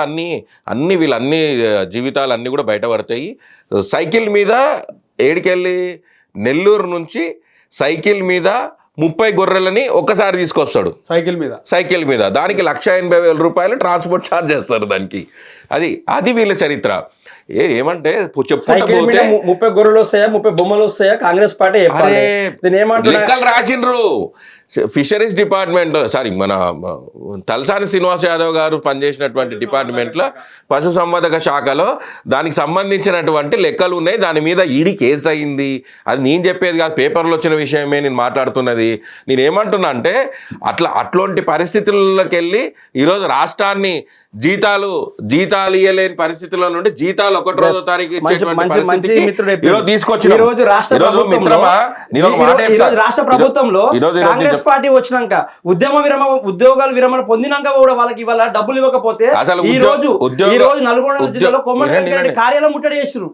వినండి, అరే ఎవరు కార్యాలయాలు ముట్టడి చేస్తున్నారు, ఎవరు చేపిస్తున్నారు అన్ని ఉద్యోగాలకు ఎవరు చెప్పాలి, మేధావులు ఉంటారు. డబ్బులు ఇవ్వకపోతే ఈరోజు నువ్వు కానీ నేను కానీ నిరుద్యోగంతోనే మనం ఆ రోజు నిధులు నియామకాలు వస్తే మన జీవితాలు బాగుపడతాయి, మన పక్కనున్న వాళ్ళ జీవితాలు బాగుపడతాయని కేసీఆర్ గారి నాయకత్వాన్ని బలపరిచి కేసీఆర్ కోసం ముందలుకోయినాం. నేనేమంటున్నా ఆ రోజు కొట్లాడినాం. కొట్లాడితే ఎవరికి వచ్చిన ఉద్యోగాలు నేను ఉన్నా కాదని చెప్తలేను. నేను 10 ఏళ్ళు ఉన్నప్పుడు కూడా ఏం జరిగిందో కూడా నేను చెప్తా. అవును. నేను నోరెప్పితే పదేళ్ళు కేటీఆర్ కి అది కూడా గుర్తుపెట్టుకో. నేనేమంటున్నా అంటే నేనేమంటున్నా అదే చెప్తున్నా. దేశంలో 29 రాష్ట్రాలు ఉంటే 28 రాష్ట్రాలు తెలంగాణ వైపు చూసింది అభివృద్ధిలో. అట్లా చూపించిండ్రు. చూపించలేదు. అట్లా చూపించడం అది కేంద్ర వేరు. మంత్రి వచ్చి చెప్పిండు, అసలు కేంద్ర మంత్రి వచ్చి చెప్పిండు ఈ రోజు అభివృద్ధి నంబర్ 1 తెలంగాణ ఉంది భారతదేశం చెప్పిన మాట వేదిక ఉన్నది కాబట్టి చూపిస్తాం వీడియో దానిపైన. ఎన్నో ఈ వీడియోలు చూపించుకోము కేంద్ర మంత్రి కూడా డ్రామా ఆడినంటే ఇవి కాదు. కేంద్ర మంత్రి డ్రామా బీజేపీ ఒకటి అంటారా మీరు? కేంద్ర మంత్రి డ్రామా అంటే నేను డ్రామా అని నేను అనలే, నేను చెప్పలే. సరే వీళ్ళు చూపించినటువంటి రంగులకు హద్దులకు అన్నిటికీ ఆ రోజు మురిసిపోయి కేంద్ర మంత్రులు చెప్పిండొచ్చు. సరే ఆ క్షణంలో ఉన్న వాళ్ళందరూ కూడా అది నిజమే అనుకుండొచ్చు. కానీ అసలు డొల్లతనం ఎప్పుడు బయటపడుతుంది? ఆ పనితనం జరిగినప్పుడు డొల్లతనం బయటపడుతుంది. ఈరోజు ఆ పనితనం అనేది డొల్లతనం అయినాక పని పడుతుంది. ఇంకొక 16 రోజులు సంవత్సరాలు పూర్తి అవుతుంది. 3వ తారీఖు నాడు వస్తే 2 సంవత్సరాలు పూర్తి అవుతుంది. 7వ తారీఖున ఫలితాలు 7వ తారీఖున ముఖ్యమంత్రి ప్రమాణ స్వీకారం చేసిండు. నేనేమంటున్నా, మా ప్రభుత్వ హయాంలో జయంగా అన్యాయాలు జరిగితే ఒక్కటి బయట పెట్టి ఒక దగ్గర ఎటువంటి బయట పెట్టలేదు. కేసులు తప్ప ఆధారాలు లేని కేసులు, సెక్షన్లు చట్టం చుట్టబడినట్టుగా పనిచేస్తున్న వ్యవస్థ. కేటీఆర్ చెప్పిండు కదా, నేనే పైసలు ఇవ్వమని చెప్పిన, ఇష్ట తప్పేంది అన్నాడు. ఈ కార్ రేస్ వల్ల ఈ తెలంగాణలో ఉన్నటువంటి నిరుద్యోగికి గాని తెలంగాణలో ఉన్న ప్రజలకు గాని ఎవరికన్నా రూపాయి ప్రయోజనం అయిందా? తెలంగాణలో ఈరోజు అన్నమో రామచంద్ర అని చెప్పి కడుపు కట్టుకొని తిరుగుతున్నాను. వీళ్ళు లక్షల మంది ఉన్నారు. వాళ్ళకి ఎవరికన్నా 1 రూపాయికి వాళ్ళకు బెనిఫిషన్ అయిందా? లేకుంటే 650 కోట్లు ఎవరి అకౌంట్లకు పోయినాయి? ఏ రంగంలో అయింది? జన్వాడ ఫామ్ హౌస్ అయిందా? జన్వాడ ఫామ్ హౌస్ అయిందా? తెలంగాణ రాష్ట్ర తొలి ముఖ్యమంత్రి కేసీఆర్ గారు చెప్తున్నా. రైతు బంధు చెప్తున్నా. రైతు బంధు ఇంత ముఖ్యమంత్రి ఇవ్వలేదు. ప్రధానమంత్రి రైతు బంధు చెప్పిన వ్యక్తి దేశంలో నేను ముఖ్యమంత్రి. రైతు బంధు అమలు చేసిన మొట్టమొదటి వ్యక్తి కేసీఆర్. దేశంలో మీకు విషయం తెలుసా అండి? రైతు బంధు అమౌంట్ ని దాన్ని కలెక్ట్ చేయాలి అని అంటే దాన్ని ఏ డిపార్ట్మెంట్ లో నుంచి దాన్ని అమౌంట్ పుల్ చేసారు అనే విషయం మీకు ఎవరికి తెలియదు అనుకుంటా. ప్రభుత్వము ఖజానా పథకాలు ఇవ్వాలంటే కూడా ప్రభుత్వం పైన చెప్పండి బ్రదర్, నేనేమని చెప్పండి. అగ్రికల్చర్కి సంబంధించినటువంటి అన్ని స్కీమ్స్లోకి వెళ్ళి తీసుకొని రైతుకు సెంట్రల్ గవర్నమెంట్ ఇస్తుంది. అవి ఆ స్కీమ్లకి వెళ్ళి తీసుకొని అవన్నీ కట్ చేసుకొని వాటిని కలుపుకొని దాంట్లో రైతు బంధు స్కీమ్ చేసిండ్రు. దానివల్ల రైతుకు నష్టమే. ఎట్లా? ఆ విషయాన్ని వీళ్ళు ఎవరు గుర్తించలేరు. రైతుకు పనిముట్ల సబ్సిడీ వస్తుంది, రైతుకు ఎరువుల సబ్సిడీ వస్తుంది. ఇవన్నిటిని కూడా కట్ చేసి దాన్ని రైతు బంధుగా రూపుమార్చిండ్రు. అంటే ఒక పేరుగా మార్చిండ్రు అంతే. మేమేమంటున్నాం, ప్రజలు దానికి అలవాటు పడ్డరు. ప్రజలకు దాని తగ్గట్లుగా మనం ఇవ్వాలి. కాబట్టి రైతుకు సకాలంలో వాళ్ళకి కావాల్సినటువంటి అవసరాలకు గతంలో ఏ విధంగా అయితే తీసుకొచ్చారు, అంతకుముందు పైసలు ఇవ్వకుంటే పని చేయలేరా రైతులు? వ్యవసాయం జరగలేదా? అంతకుముందు పంటలు వండలేదా? అరే విచిత్రంగా వీళ్ళు ఎట్లుంటదంటే టీఆర్ఎస్ పార్టీ వ్యవహారం ఎట్లుంటదంటే ఈరోజు ఈ నీళ్లు తాగాలి అని అంటే ఇది కేటీఆర్ చెప్పిండు. కేటీఆర్ చెప్పినానికి ఈ బాటిల్ ఇట్లా ఇప్పగలుగుతున్నాము అన్నట్లు వీళ్ళు క్రియేట్ చేస్తున్నారు. అరే మీరు మనుషులని పాగలు చేయకండి బాబు. మీరు ఏమంటున్నాం, మీరు ఒంట్లో ఒక డిజిటల్ మీడియాని ఒక ఫేక్ మీడియాని తయారు చేసుకొని దీన్నే ఇదే జీవితం అనుకుంటా ముందుకు తీసుకుపోకండి. ఎందుకంటే వ్యవస్థ మారింది. దొరికించారు కదా ఈరోజు దొరికింది కదా, మీ యాంకరే దొరికింది కదా. ఎవరైతే ఫేక్ జర్నలిస్ట్ పైసలు ఇచ్చి కాంగ్రెస్ ప్రభుత్వాన్ని తిట్టిపించినటువంటి రేవతి జర్నలిస్ట్ దొరికారు కదా. ఈరోజు మీడియా పరంగా డిఐజీ గారు ప్రెస్ మీట్ పెట్టి చెప్పారు కదా. ఈరోజు మేమేం చెప్తున్నది కాదు. బీఆర్ఎస్ పార్టీ కొన్ని పేడ్ ఛానల్స్ పెట్టుకొని నడిపిస్తుంది.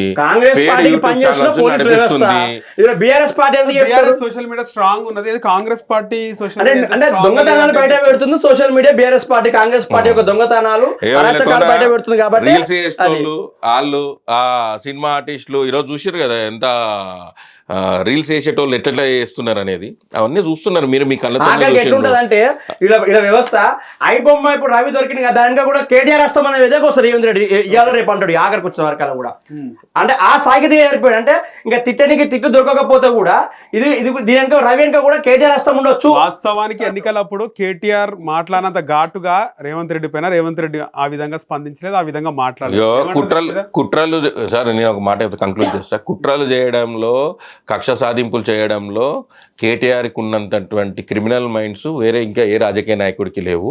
చాలా మంచి మాట. కేటీఆర్ కుట్రలు చేయడము కుతంత్రాలు చేయడము రాజకీయంగా శాశ్వతంగా కొంతమంది భూస్థాపితం చేసే దానిలో బ్యాక్ ఎండ్ లో ఉండి సైకోయిజం చేస్తుంటాడు. జగన్ సైకోయిజంగా ఏదైతే చేస్తుంటాడో కేటీఆర్ అంతకంటే డబుల్ చేస్తుంటాడు. దగ్గరుండి చూసిన వాళ్ళం కాబట్టి చెప్తున్నాము. మా మీద కూడా ఆ విధమైన కుట్రలే జరిగినాయి కాబట్టి చెప్తున్నాం. కుట్రలు కుతంత్రాలు నేనే ఎగ్జాంపుల్. మళ్ళీ ఊకే మీరు దాని గురించి డిస్కషన్ చేసి లాభం లేదు. ఇప్పుడు అన్నగారు కుట్రలు అంటున్నారు. కాంగ్రెస్ పార్టీ కుట్రలు కుతంత్రాల గురించి చెప్పాలంటే ఈ దేశం బాబాసాహెబ్ అంబేద్కర్ రాజ్యాంగ నిర్మాత పోటీ చేస్తుంటే కాంగ్రెస్ పార్టీలో ఉన్న సోనియా అప్పుడున్న ఇందిరాగాంధీ ఇంట్లో పని మనిషిని పెట్టి పైసలు పంపించి ఆనాడు బాబాసాహెబ్ అంబేద్కర్ ఓడించిన చరిత్ర కాంగ్రెస్ పార్టీది. ఓకే, ఈ రోజు జూబ్లీస్లో పైసలు మంచి బీఆర్ఎస్ పార్టీ నుంచి పెద్ద గొప్పేం కాదు అని చెప్తున్నా. భారతరత్న ఎవరు ఇచ్చారు అంబేద్కర్ గారికి? ఆనాడు ప్రభుత్వం కాంగ్రెస్ ప్రభుత్వం ఇచ్చింది. రత్నాలు ఇవ్వడం గొప్ప కాదండి, ఓటమి ఇవ్వడం కూడా అవమానమే కదా. బాబాసాహెబ్ గౌరవం ఇచ్చడం కాదు, ఆయన ప్రజాస్వామ్యంలో పోటీ చేస్తున్నదే బాబాసాహెబ్ రాజ్యాంగం ఇట్లా ఉండాలి, ఎలక్షన్స్ ఇట్లా. ఈరోజు ఎలక్షన్ జరుగుతున్న దానికంటే విధి విధానం అంటే దానికి మూల కారణం బాబాసాహెబ్ అంబేద్కర్ గారే కదా. రైట్. వారిని ఓడించి మీరు భారత రత్నాలు ఇవ్వడం అది పెద్ద అదేం కాదు. అది ఉన్నప్పుడు ఓడించి చనిపోయినాక. కాబట్టి ఈరోజు కాంగ్రెస్ పార్టీ కుట్రలు కుతంత్రాలు చేసుకుంటూ గెలుచుకుంటూ పోతే ప్రజాక్షేత్రంలో ఏనాడైనా ఓటమి తప్పదు. ఇప్పుడు ఖైరతాబాద్ మాదే, స్టేషన్ గన్పూర్ కూడా మాదే, రాబోయే పంచాయతీ కానీ జిహెచ్ఎంసీ కూడా కాంగ్రెస్ పార్టీ జెండా ఎగురుతానే కాంగ్రెస్ పార్టీ నాయకులు అండి. నేను ఏమంటున్నా 10 మంది ఉన్నాయి కదా, 10 మంది పార్టీ ఫిరాయింపుల పైన వాటిపైన చర్య తీసుకోండి. ఫస్ట్ స్పీకర్ ఆమోదం తెలపండి. రేవంత్ రెడ్డి చిట్కుల ఫోన్ కొడితే మన గడ్డం ప్రసాద్ గారు ఆమోదం తెలపగలుగుతారు. వాటిపైన పెట్టండి. ఓకే. 14 గతంలో ఇదే టీడీపీ ఎమ్మెల్యేలని 2014 తర్వాత 2018 తర్వాత కాంగ్రెస్ ఎమ్మెల్యేలని టీడీఎల్పీని సిఎల్పీని విలీనం చేసుకుంది ఈ BRS party. Yes, BRS party ఆనాడు బీఆర్ఎస్ పార్టీ టీడీపీ కానీ కాంగ్రెస్ పార్టీ పని మా అసెంబ్లీలో విలీనం చేసుకుంది. ఈరోజు మేము ప్రతిపక్షంలో ఉన్నాం కదా, మేము విలీనం కాలే కదా, మేము దాన్ని బేస్ చేసుకొని అడుగుతున్నాం కదా. అది కరెక్టా? కరెక్ట్. ఇప్పుడు ఆ రోజు జరగంది ఈ రోజు కోట్లకు పోయి దాని మీద గగ్గోలు పెట్టాల్సినంత అవసరం ఏమొచ్చింది? ఇప్పుడు నేను ఏమంటే ఆ రోజు కేటీఆర్ కి తెలియదా? ఆ రోజు ఇదే అడ్వకేట్లను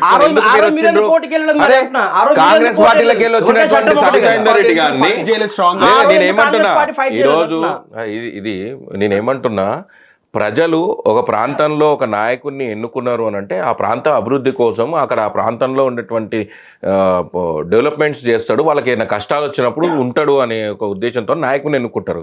వాళ్ళు పార్టీనో ఈ పార్టీ అని చేయరు. కాబట్టి అక్కడ కూడా ఈరోజు ఏమైంది, ఈరోజు దానం నాగేందర్ విషయంలో కావచ్చు, కడియం శ్రేయర్ విషయంలో ప్రజలు ఎవరు కోరుకుంటలేరు, కేటీఆర్ కోరుకుంటున్నాను. కేటీఆర్ అహంకారం కోసమే ఈరోజు ఈ ఎన్నికలు రాబోతున్నాయి. ఈరోజు ఉప ఎన్నికలకు పోవడానికి రాజీనామా చేయడానికి దానం నాగేందర్కు పర్సనల్ ఇంట్రెస్ట్ కాదు, అది కేటీఆర్ ఇంట్రెస్ట్. కేటీఆర్ ఇంట్రెస్ట్ని దానం నాగేందర్ గారు చేయబోతున్నారు. అంటే కేటీఆర్కు ఉన్నటువంటి అహంకారానికి ఈరోజు దింపడం కోసమే ఈరోజు ఎన్నికలకు పోయి మేము మళ్ళీ గెలుస్తాం అని చెప్పి ప్రజల పక్షాన ఉంటాం అని చెప్పి ప్రజల పక్షాన్ని నిలబడి గెలుస్తామని చెప్పి ముందుకు పోతున్నారు. నర్సింగ్ గారు ఏమంటున్నారు అంటే, ఎందుకు ఇప్పుడు మేము కొట్లాడుతున్నాము, గతంలో సిఎల్పిని విలీనం చేసుకున్నప్పుడు కాంగ్రెస్ పార్టీ బట్టి విక్రమార్క ఎందుకు కొట్టాలి? అది నేనేమంటున్నా, ఇప్పుడు ప్రజలు ముఖ్యమా పార్టీలు ముఖ్యమా అనేది మీరు చెప్పండి. ఈరోజు ఈ ప్రాంత అభివృద్ధి ముఖ్యమా లేకుంటే మేము కక్ష సాధింపు చర్యలు ముఖ్యమా? అప్పుడు మేము చేయలే, ఇప్పుడు మేము చేస్తాము అని అంటే ఆ చిన్నపిల్ల అని కష్టాలు అవుతాయి. నేనేమంటున్నాము అని అంటే ఈరోజు కూడా మీకు స్పష్టంగా మేము ఈరోజు చెప్తున్నాం ఏంటంటే, ఇక్కడ సుప్రీంకోర్టు ఏమని చెప్పింది, అక్కడ ఆ ప్రాంత ప్రజలు అభివృద్ధి విషయంలో వాళ్ళు తీసుకున్నటువంటి నిర్ణయం ప్రకారంగా మాత్రమే వీళ్ళు ఎన్నిక చెల్లుతుందా చెల్లదా అని శాసనసభలో మీరు తెలుసుకోండి అని చెప్పేసి శాసనసభ వ్యవహారాల స్పీకర్ గారికి చెప్పిండ్రు. ఇక్కడ నిర్ణయం తీసుకుంటారు స్పీకర్ గారు. 10 మంది ఎమ్మెల్యేలు ఏ పార్టీలో ఉన్నట్టు అసలు ఒకటండి, 10 మంది ఎమ్మెల్యేలు ఆ ప్రాంత అభివృద్ధి కోసం వాళ్ళ నియోజకవర్గంలో ఉన్నారు. ఓకేనా? ఏ పార్టీ? ఇక్కడ వినండి, కేటీఆర్ అనే అహంకారిని చూడలేక అక్కడ వేధింపులు భరించలేక అక్కడ నుండి వచ్చేసిండ్రు. వాళ్ళకి కావాల్సింది ఫైనల్గా డెవలప్మెంట్. నువ్వు చెప్పంగానే నువ్వు పోయి వానింటి ముందర పోయి ధర్నా చేసి వీనింటి పాడి కౌశిక్ రెడ్డి లాగా యాక్టింగ్ చేయాలంటే కాదు. వాళ్ళంతా యాక్టర్స్ కాదు. యాక్టింగ్ అంటారా? వీళ్ళందరూ పాడి కౌశిక్ రెడ్డికి ఏమవసరం అండి? పార్టీలో అంతమంది సీనియర్లను పెట్టుకొని పాడి కౌశిక్ రెడ్డితో ప్రెస్ మీట్ పెట్టిస్తే పాడి కౌశిక్ రెడ్డిని అందరి ఇంట్లో మీదకి పంపిస్తే ఆర్కెప్పుడు గాంధీ మీదకి పాడి కౌశిక్ రెడ్డి పోతాడు, ఎవరింటి మీదకి కొని పాడి కౌశిక్ రెడ్డి పోతాడు. ఎందుకు వేరే మీ ఎమ్మెల్యేలు లేరా? మీ పార్టీకి ఎమ్మెల్యేలు లేరా? ఫైర్ బ్రాండ్ అంటే ఫైర్ బ్రాండ్ మస్తు మంది ఉన్నారు ఆడ. మీ పార్టీలో హరీష్ రావు లేడా? మీ పార్టీలో వేముల ప్రశాంత్ రెడ్డి మాజీ మంత్రి లేరా? జగదీశ్వర్ రెడ్డి లేరా? ఇంతకంటే పెద్ద పెద్ద మనుషులు ఉన్నాక కూడా నువ్వు ఇదే నిన్ను వచ్చినటువంటి పాడి కౌశిక్ రెడ్డిని నువ్వు పంపిస్తున్నావు అని అంటే ఆడ నువ్వు అంటే నీ ఆటలు ఎవడు ఆడితే పాడి కౌశిక్ రెడ్డి ఎమ్మెల్యే ఒక యువకుడు ఎమ్మెల్యే కాబట్టి రాష్ట్ర వ్యాప్తంగా కూడా నిరసన తెలుపుతున్నారు. మేము ఏ పార్టీలో ఉన్నామని ఎమ్మెల్యే చెప్పుకోలేని స్థితిలో ఉన్నారు. అరే ఏమైతుంది దానివల్ల? ప్రజలకు మేలు ముఖ్యం. మీకు ప్రజలకు మేలు చేయడం ముఖ్యమా బ్రదర్? నేనేమంటే ప్రజలకు మేలు చేయాలన్నా మీకు పార్టీలో ఉండాలన్నా? తెలంగాణ భవన్ కి మేము రాము, మేము చూడము, మేము కండ వేసుకోమని చెప్పి వాళ్ళకి ఇష్టం లేదు. ఇష్టం లేదు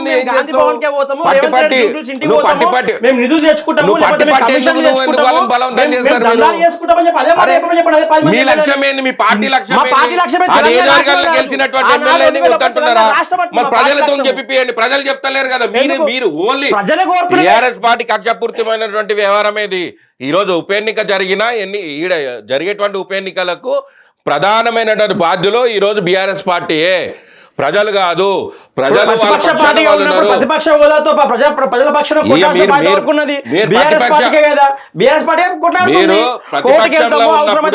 ప్రతిపక్ష నాయకుడు ఏ రోజన్నా ప్రజల పక్షాన మాట్లాడిండా? ఆయన ప్రాంత నియోజకవర్గ ప్రజల పక్షాన మాట్లాడిండా? ఏ రోజన్నా? అరే వాళ్ళు కాదండి. మీ ప్రతిపక్ష నాయకుడు ఎవరు? మీ పార్టీ ప్రతిపక్ష నాయకుడు ఎవరు? ప్రతిపక్ష నాయకుడు కాదు. మీ పార్టీ ప్రతిపక్ష నాయకుడు ఎవరు? అరే వాళ్ళు ఎవరు? అరే వాళ్ళు కాకుండా లీడర్లు లేరా మీ పార్టీలో? వాళ్ళు కాకుండా ఎమ్మెల్యేలు లేరా? ప్రశాంత్ రెడ్డి ఎమ్మెల్యే కదా, జగదీశ్వర్ రెడ్డి ఎమ్మెల్యే కదా. అరే మీ పార్టీలో అంతమంది ఎమ్మెల్యేలు ఉంటే వాళ్ళు ఎమ్మెల్యేలు కదా? ఎవరు ప్రతిపక్ష నాయకుడు? మేమేమంటున్నాం? మేము ఒకటే సూటి ప్రశ్న అడుగుతున్నాము. టిఆర్ఎస్ పార్టీ, బీఆర్ఎస్ పార్టీ, మీ పార్టీకి ప్రతిపక్ష నాయకుడు ఎవరు? అసెంబ్లీలో మీ పార్టీ తరఫున ప్రతిపక్ష నాయకుడిగా ఉన్నది ఎవరు?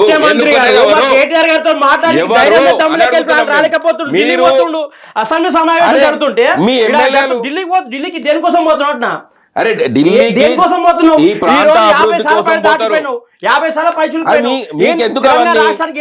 ఈ ప్రాంతంలో జవాబుదారీగా ప్రియాంక గాంధీ దేనికోసం పోతున్నావు? నీ ముఖ్యమంత్రి పది కాపాడుకోవడానికి పోతుంది తప్ప ఈ రాష్ట్ర ప్రయోజనాల కోసం కాదు. ప్రశ్న ఏంటంటే కాంగ్రెస్ నాయకులది ప్రతిపక్ష నాయకుడు ఎవరు, ప్రతిపక్ష నేత ఎవరు, ప్రజలకు ఏం చేసిండు ఈ 2 సంవత్సరాల ప్రజల పక్షం లేడు? నేను ఒక డేస్ బరాబర్ చెప్పిన ప్రతిపక్ష పార్టీ హోదాన్ని ఎవరికి ఇస్తారండి? ఒక ఎమ్మెల్యే గారికి ఇస్తారు. మా దగ్గర ఉన్న 30 మంది ఎమ్మెల్యేలు మా కేటీఆర్ షోతో మాట్లాడలేకపోతున్నాం ముఖ్యమంత్రికి. మరి ప్రతిపక్ష హోదాక పక్కన పెట్టండి. మా కేటీఆర్ మా కేసీఆర్తో మాట్లాడమని చెప్పండి. ఈ బచ్చగాళ్ళతో అన్నాడు, ఈ బచ్చగాళ్ళతో నువ్వు మాట్లాడలేకపోతున్నావు, మా కేసీఆర్ అవసరం అంటాను ముఖ్యమంత్రి రేవంత్ రెడ్డి గారికి. అసెంబ్లీలో సమావేశం అవుతున్నప్పుడు ఢిల్లీకి ఎందుకు పోతున్నావు నువ్వు? మరి బట్టి విక్రమార్క గారు ఎందుకుంటారు అక్కడ? ఒక ఉప ముఖ్యమంత్రి ఉన్నప్పుడు మా ముఖ్యమంత్రి గారు మాట్లాడుతుంటే మా ఎమ్మెల్యే గారు మాట్లాడుతుంటే మైకులు కట్ చేస్తారు. గతంలో ఇదే జరిగినట్టుంది కదా బీఆర్ఎస్. మేము జరిగినా కూడా ఈటల రాజేందర్ గారిని ప్రమాణ స్వీకారం చేసినాక వారిని అసెంబ్లీలో చూడొద్దు అని చెప్పి అహంకారంతోన ప్రజాస్వామ్యాన్ని కూని చేసి రాజ్యాంగ విలువల్ని ఏమంటారు కూని చేసి ఆయన్ని బలవంతంగా సస్పెండ్ చేసినటువంటి దాఖలాలు మన కళ్ళతోనే చూసినాం. ఓ బీసీ నాయకుడిని ఎదుగుతుంటే చూడలేని పక్షాన వాళ్ళు చేసినటువంటి కుతంత్రాలన్నీ మన కళ్ళతో చూసినాం. బ్రదర్ ఈరోజు మీరు ఎన్ని చెప్పినా ఏం చేసినా గతంలో జరిగినవి ఏం చేసిండ్రు ఎట్లా చేసిండ్రు అని మన కళ్ళ ముంగనే జరిగింది. మనమే సజీవ సాక్ష్యం. నువ్వు నేను బాధితులమే. ఈరోజు మనకేం వాళ్ళ వల్ల నిజంగా చెప్పాలి అని అంటే వాళ్ళ వల్ల ఎవరైనా ఆర్టిస్టులు ఉంటే ఆర్టిస్టులకు మేలు జరిగిందండి, అంతేనండి. ఎందుకు గ్రామీణ ప్రాంతానికి మేలు జరిగింది అంటున్నా. ఏ ఒక్క ఉద్యమకారులకు ఎవరికి న్యాయం జరిగింది? ఈరోజు నేను ఏమంటున్నా, ఈరోజు ఉద్యమకారులని పూర్తిగా ఉద్యమకారులని నాశనం చేసింది వీళ్ళే. ఈరోజు మా జీవితాలు ఈరోజు మేము పాస్పోర్ట్లు పొందలేక బయట ఉద్యోగాలు చేసుకోలేక నెలల తరబడి కోట్ల చుట్టూ తిరుక్కుంటే ఈరోజు మా జీవితాలని మేము రోడ్డు పాలు చేసుకున్నాం. ఎందుకు? ఆ రోజు మా జీవితాలన్నీ బాగుపడితే మా పక్కనున్న వాళ్ళ జీవితాలు బాగుపడతాయి అని చెప్పి ఉద్యమం చేసినందుకు. కానీ ఈరోజు ఏం చేసిండ్రు? ఈరోజు మీరు 10 ఏళ్ళ అధికారం నుండి మీరు ఏం చేసిండ్రు? ఎందుకు చేయలేదు? ఒక్క ఉద్యమకారునికి న్యాయం చేసిందా? ఎందుకు చేయలేదు? కానీ ఈరోజు కాంగ్రెస్ పార్టీ ఈరోజు ఉద్యమకారుల పక్షాన ఉద్యమకారులకు అందరికి న్యాయం చేయబోతుంది.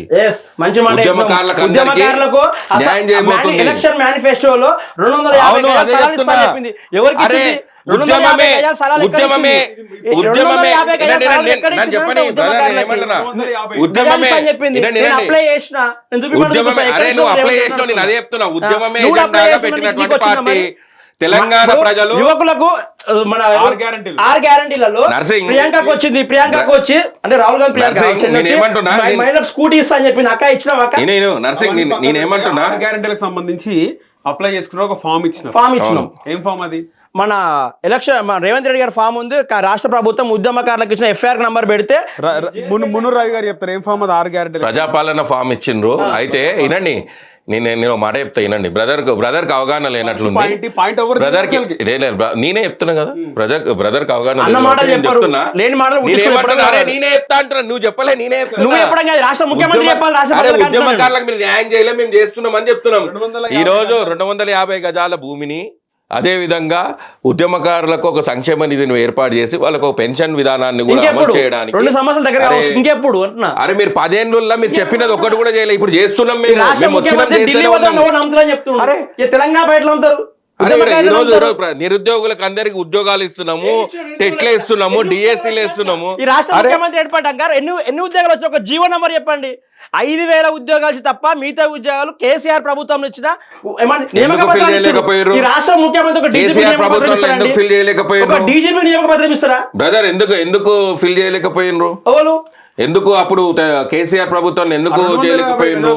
ఎందుకు టెక్నికల్ గా ఎందుకు అవి కోర్టులో ఎలక్షన్ కోడ్ వలన దాని జరగడం జరిగింది. ఎలక్షన్ కోడ్ వలన జరిగింది. 10 ఏళ్ళు ఎలక్షన్ కోడ్ ఉంటుందా అండి? వీళ్ళు చెప్తే నవ్వుతారు.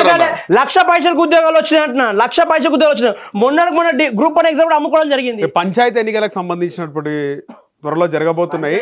పంచాయతీ ఎన్నికల్లో అర్బన్ అంటే సిటీలో ఉన్న జూబ్లీస్ గెలవలేని బీఆర్ఎస్ రూరల్ ప్రాంతాల్లో పంచాయతీ ఎన్నికల్లో గెలుస్తుందా, గెలిచే అవకాశం లేదని చెప్పేసి రాజకీయ విశ్లేషకులు, కాంగ్రెస్ పార్టీ నాయకులు అంటారు. ఏం చెప్తారు దీన్ని? ఒక మాట చెప్పాలా, 100% గ్రామీణ ప్రాంతాల్లో గెలుస్తాం. ఈ Revanth Reddy local body election, panchayat గ్రామ పంచాయతీ ఎలక్షన్ పోవడానికి భయంతో పెడుతున్న ఎలక్షన్. ఎందుకంటే panchayat Raj department, finance department March వరకు కంప్లీట్ చేయకపోతే 3,000 కోట్ల నిధులు మళ్ళీ కేంద్ర ప్రభుత్వానికి వెళ్ళిపోతాయని భయంతో పెడుతున్న ఎలక్షన్స్ ఇవి. గెలుస్తామా ఓడతామా అనేది కూడా భయం కూడా ఉంది రేవంత్ రెడ్డి. ఏమంటారు? ఈరోజు ఎగ్జాంపుల్, ఇందిరాగాంధీ జన్మదిన చీరల పంపిణీ నీకు ఇవ్వాలని గుర్తుకొచ్చింది. మరి ఇలా తెలంగాణ మహిళలను గుర్తుకొచ్చింది. మరి 2,500 పెంచి ఇస్తా చెప్పినావు కదా, ఒంటరి మహిళ కూడా ఇస్తున్నావు. రిజర్వేషన్స్ అనే సమస్యలు కోర్టు పరిధిలో ఉండే, కోర్టు పరిధిలో ఉన్నటువంటి అంశాలు కానీ 10 సంవత్సరాలు చేయలే. దానికి ఒక ప్రక్రియ ఉంది. ఆ ప్రక్రియ ప్రకారంగా ముందుకు పోతుంది. కోర్టు తీర్పు ప్రకారంగానే ముందుకు పోతుంది. కోర్టు తీర్పు ప్రకారం నిజమవుతుంది. వాస్తవమే. 42% కామారెడ్డి ఎలక్షన్లో డిక్లరేషన్ చేసిన దాంట్లో ఈరోజు 3 పిల్లలు ఉన్నారు, పోటీ చేసుకో అర్హత ఇచ్చినందుకు సంతోషమే. కానీ ఇక్కడ బీసీలు, గ్రామీణ ప్రాంతాల్లో యువకులు కానీ ఇంకా వేరే వాళ్ళకు ఉత్సాహవంతులు కూడా పోటీ అంటే భయం అవుతుందంటే ఎలక్షన్లు అవుతాయా కావా, మళ్ళీ ఏదైనా రేపు కోర్టుకు వెళ్ళి మళ్ళీ ఏదైనా స్టే చేస్తే అవుతాయా కాను భయాందోళనతో కూడా ఉంది. జిహెచ్ఎంసీ పరిస్థితి ఏంది? జిహెచ్ఎంసీ ఎన్నికలు కూడా చెప్పండి సార్. జిహెచ్ఎంసీ ఎన్నికల్లో వితిన్ 6 months వచ్చే అవకాశం ఉంటుందా? ఆ లోపు వచ్చేస్తాయా? అది ఎప్పుడు వస్తేనేటువంటిది ఖచ్చితంగా మిత్రుడు మన రవి గారు చెప్పాలి.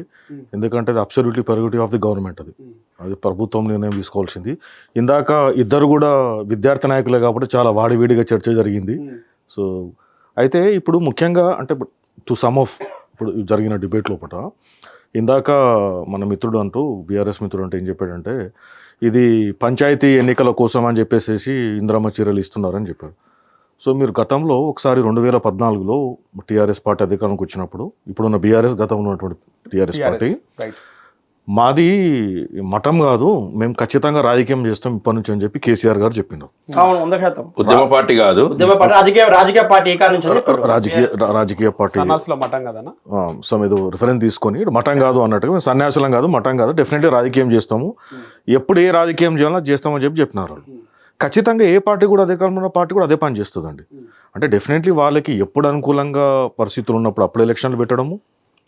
ఒక అంటే గమ్మతైన విషయం ఏంటంటే బహుశా నీకు ఎమ్మెల్యే ఎమ్మెల్సీ ఎలక్షన్స్ కూడా స్టేట్ ఎలక్షన్ బాడీ చేతిలోనే ఉంటే మరి అధికారంలో ఉన్నటువంటి పార్టీలు కూడా వాళ్ళకి అనుకూలంగా పెట్టేటువంటి అవకాశం ఉంటుండేమో.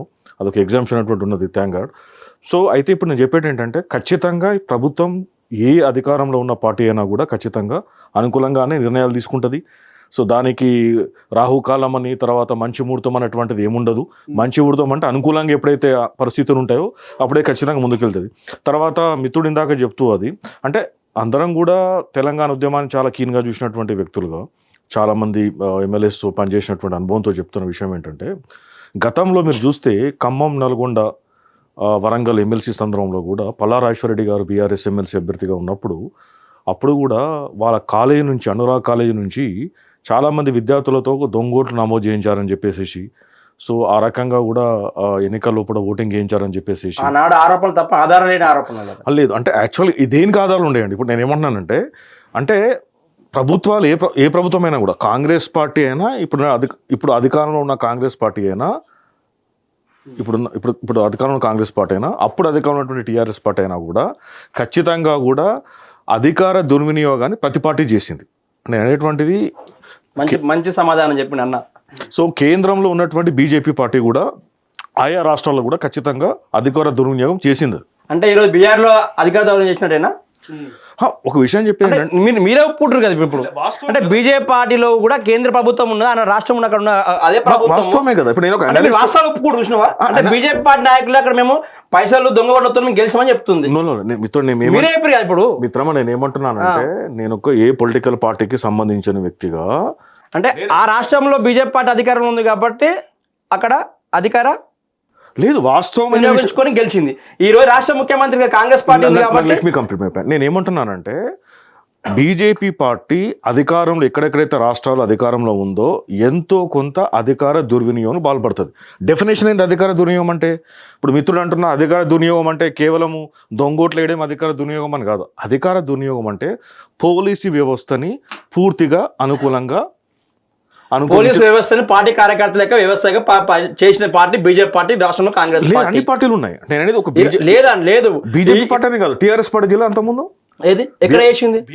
ఈ రోజు ఈ రాష్ట్రంలో కాంగ్రెస్ ప్రభుత్వం ఏర్పడ్డాక క్రైమ్ రేట్ పెరిగిపోయింది, రోడ్లపైన హత్యలు జరుగుతున్నాయి, మర్డర్లు జరుగుతున్నాయి, దొంగతనాలు విప్పలు జరుగుతున్నాయి. బీహార్ రాష్ట్రంతో క్రైమ్ రేట్ పోటీ పడుతుంది, అభివృద్ధిలో శూన్యమైంది. తెలంగాణ రాష్ట్రం నుంచి కేంద్రానికి 8 మంది ఎంపీలు ఇచ్చారు, ₹1 కూడా ఇంతవరకు ఇవ్వలేదు బీజేపీ పార్టీ. అంటే బీజేపీ పార్టీ కాంగ్రెస్ పార్టీ కుమ్ముకై జూబ్లీస్లో ఫలితాలు అని చెప్పి ఆ బీజేపీ పార్టీ నాయకులే చెప్తారు. ఇంతకన్నా సాక్ష్యాలు ఏం కావాలి?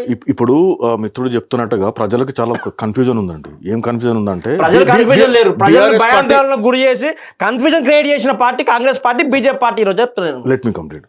అంటే ఎగ్జాంపుల్ చెప్తా. బీజేపీ పార్టీ 2024 నేను అదే చెప్తున్నా, హైదరాబాద్ ఇక్కడ కంటోన్మెంట్ లో బీజేపీ పార్టీకి వెళ్ళి అభ్యర్థిని పోటీ చేసి ఓడిపోయిన శ్రీ గణేష్ కాంగ్రెస్ పార్టీ పంపించి గెలుస్తుంది.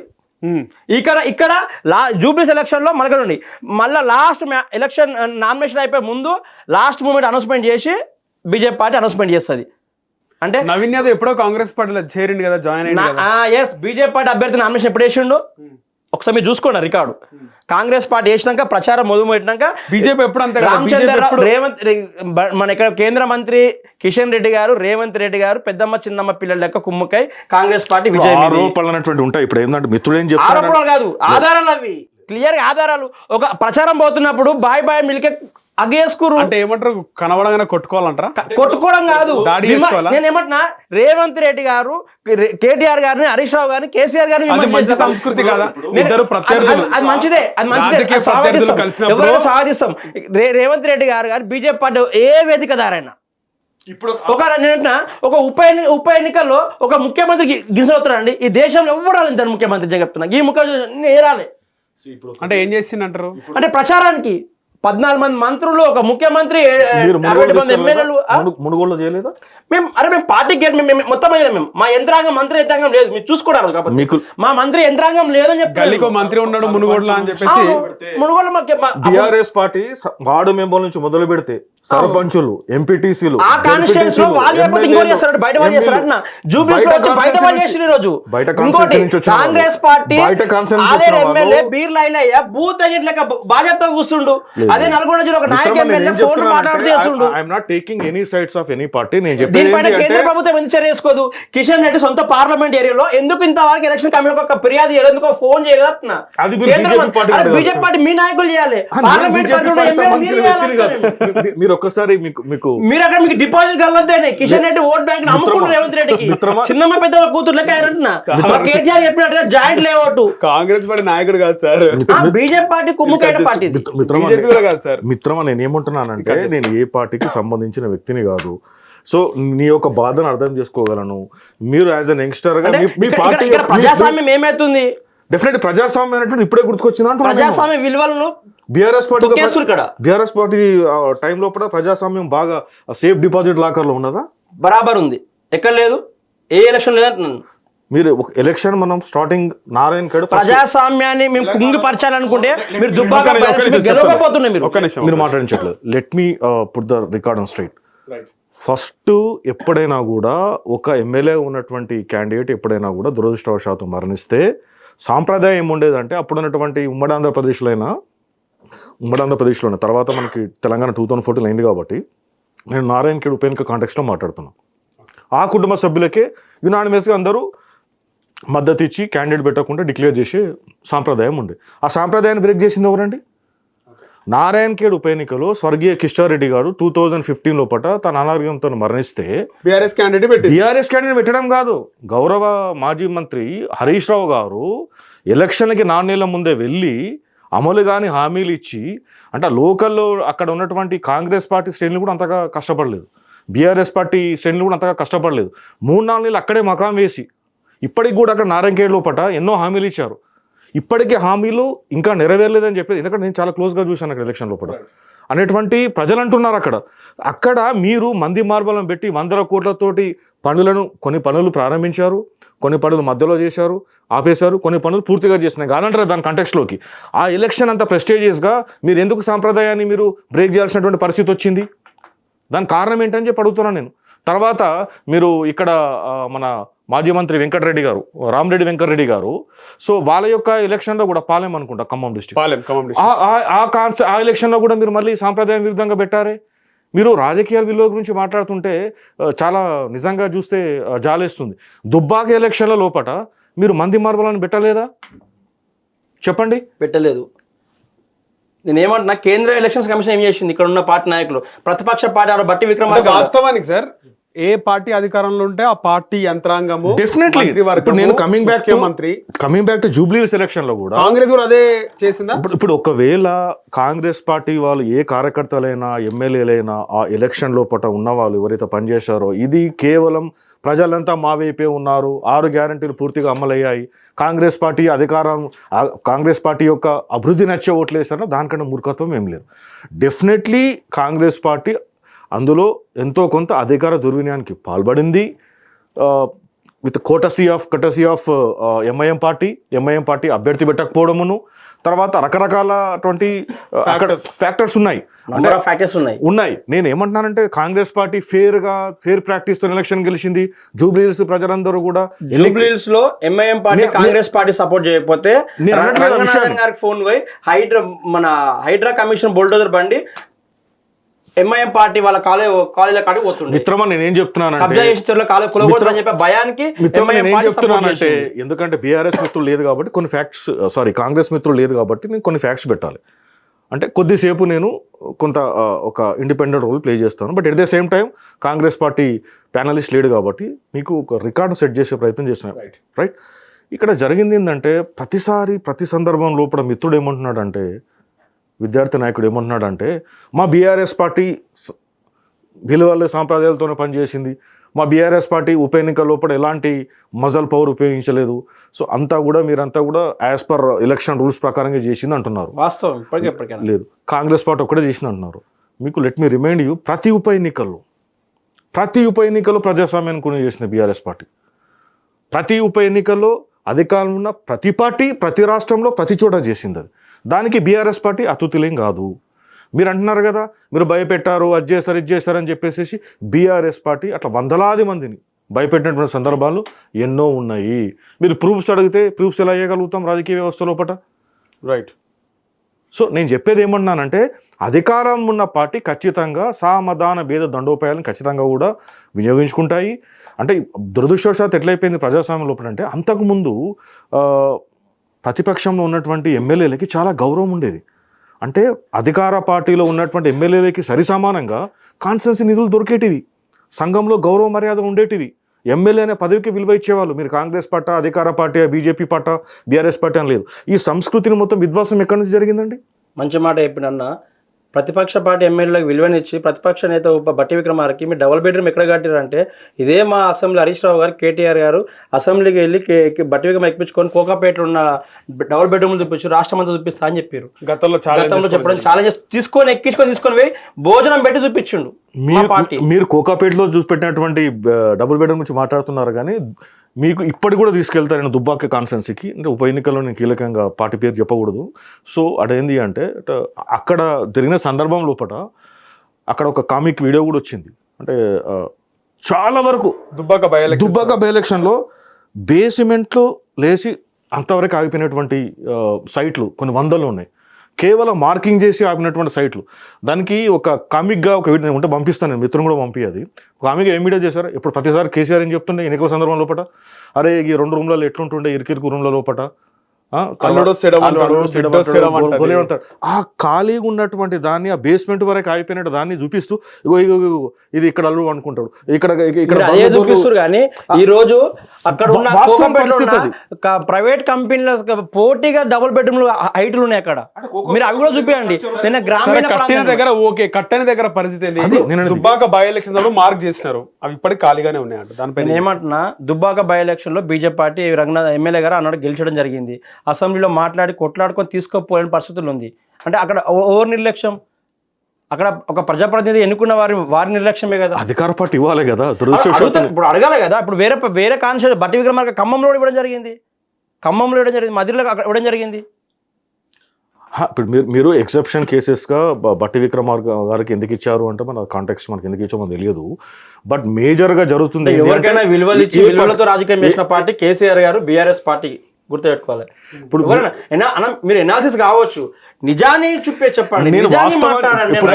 విలువలతో కూడిన రాజకీయాలు అంటే నర్సింగ్ గారు, ఒక టీడీపీ పార్టీ ఎమ్మెల్యేలను తీసుకొని ఆ పార్టీ లెజిస్లేటివ్ని విలీనం చేసుకోవడమా, కాంగ్రెస్ పార్టీ ఎమ్మెల్యేలను తీసుకొని సిఎల్పిని విలీనం చేసుకోవడమా? నేను ఏమంటున్నా అంటే, ప్రతిపక్షమే ఉండొద్దు అనుకోవడము.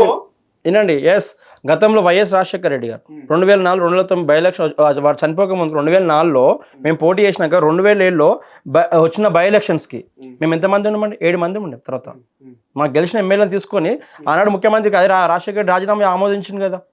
మరి ఈరోజు రేవంత్ రెడ్డి ఎందుకు ఆమోదించట్లేదు? ఎందుకు భయం దొరుకుతుంది మరి రేవంత్ రెడ్డికి? రైట్, నేను ఇది అడుగుతున్నా క్వశ్చన్. ఇప్పుడు సిఎల్పిలో స్థాయిలో మేము ఒక్కొనిద్దరిని తీసుకోలేదు. ఈ సిఎల్పి స్థాయి ఎంతమంది మెంబర్ ఉండో వాళ్ళందరూ మేము విలీనం చేసుకున్నాం. ప్రతిపక్షం ఉండొద్దు అనుకున్నారా? ఇప్పుడు వాళ్ళ అభివృద్ధి కోసం వచ్చడం జరిగింది.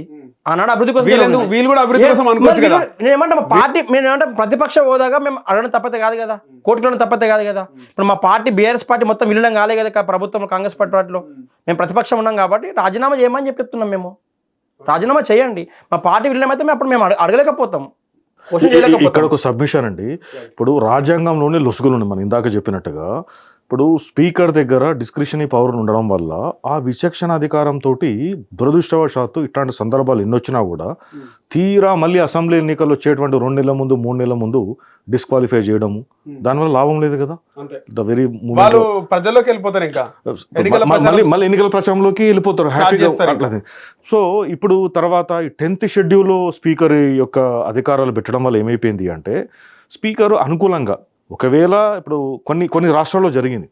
కొన్ని రాష్ట్రాల్లో ఏమైపోయింది అంటే, అధికార పార్టీ నుంచి ఎవరైనా డిఫెక్ట్ అయ్యి ప్రతిపక్ష పార్టీలోకి వెళితే ఇమ్మీడియట్గా స్పీకర్ స్పాట్లో డిసిషన్ తీసుకొని డిస్క్వాలిఫై చేసినారు. తర్వాత మీకు ఎప్పుడైతే ప్రతిపక్ష పార్టీ నుంచి అధికార పార్టీలకు వచ్చిన సందర్భాలు ఉన్నప్పుడు సహజంగానే సిస్టంలో ఉన్నటువంటి లూప్ హోల్స్ని అంతా వాడుకొని మరి ఎలక్షన్ చివరి రోజు వరకు చివరి నెల వరకు కూడా పొడిగించినటువంటి సందర్భాలు ఉన్నాయి. But thanks to the high court of Calcutta, ఎందుకంటే ముకుల్ రాయ్ అని చెప్పేసి మన బీజేపీ ఎమ్మెల్యే అనమాట, బీజేపీ ఎమ్మెల్యే మన మమతా బెనర్జీ తృణమూల్ కాంగ్రెస్ పార్టీలో మొన్న జాయిన్ అయితే, మొన్న అంటే 3 years జాయిన్ అయ్యాడు అతను. రీసెంట్గా జడ్జిమెంట్ వచ్చిందనమాట. సో ఆ ముకుల్ రాయ్ని డిస్క్వాలిఫై చేస్తూ హైకోర్టు నిర్ణయం తీసుకున్నది.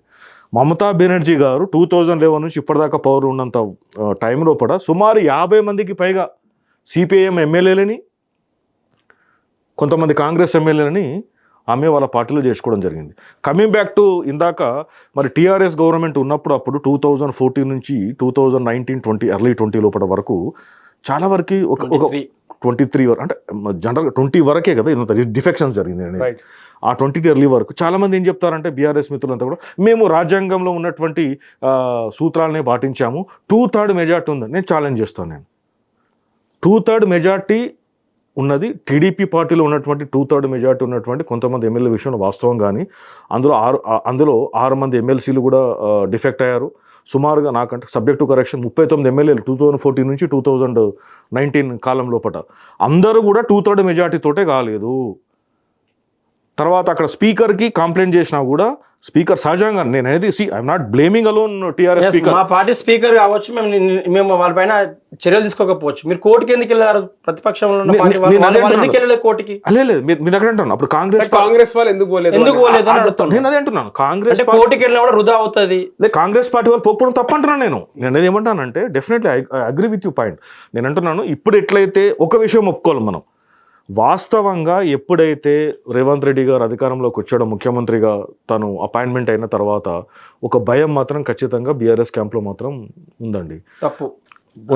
Let me complete. తర్వాత ఏమని ఉంటుంది జనరల్ ఇప్పుడు జనరల్ టెండెన్సీ ఎట్లా ఉంటుంది రాజకీయాలు అంటే చాలా వరకు అంటే బీఆర్ఎస్ బలంగా నమ్మింది ఏంటంటే సంక్షేమ పథకాల వల్ల బయటపడతామని, మళ్ళీ అధికారంలోకి వస్తాం.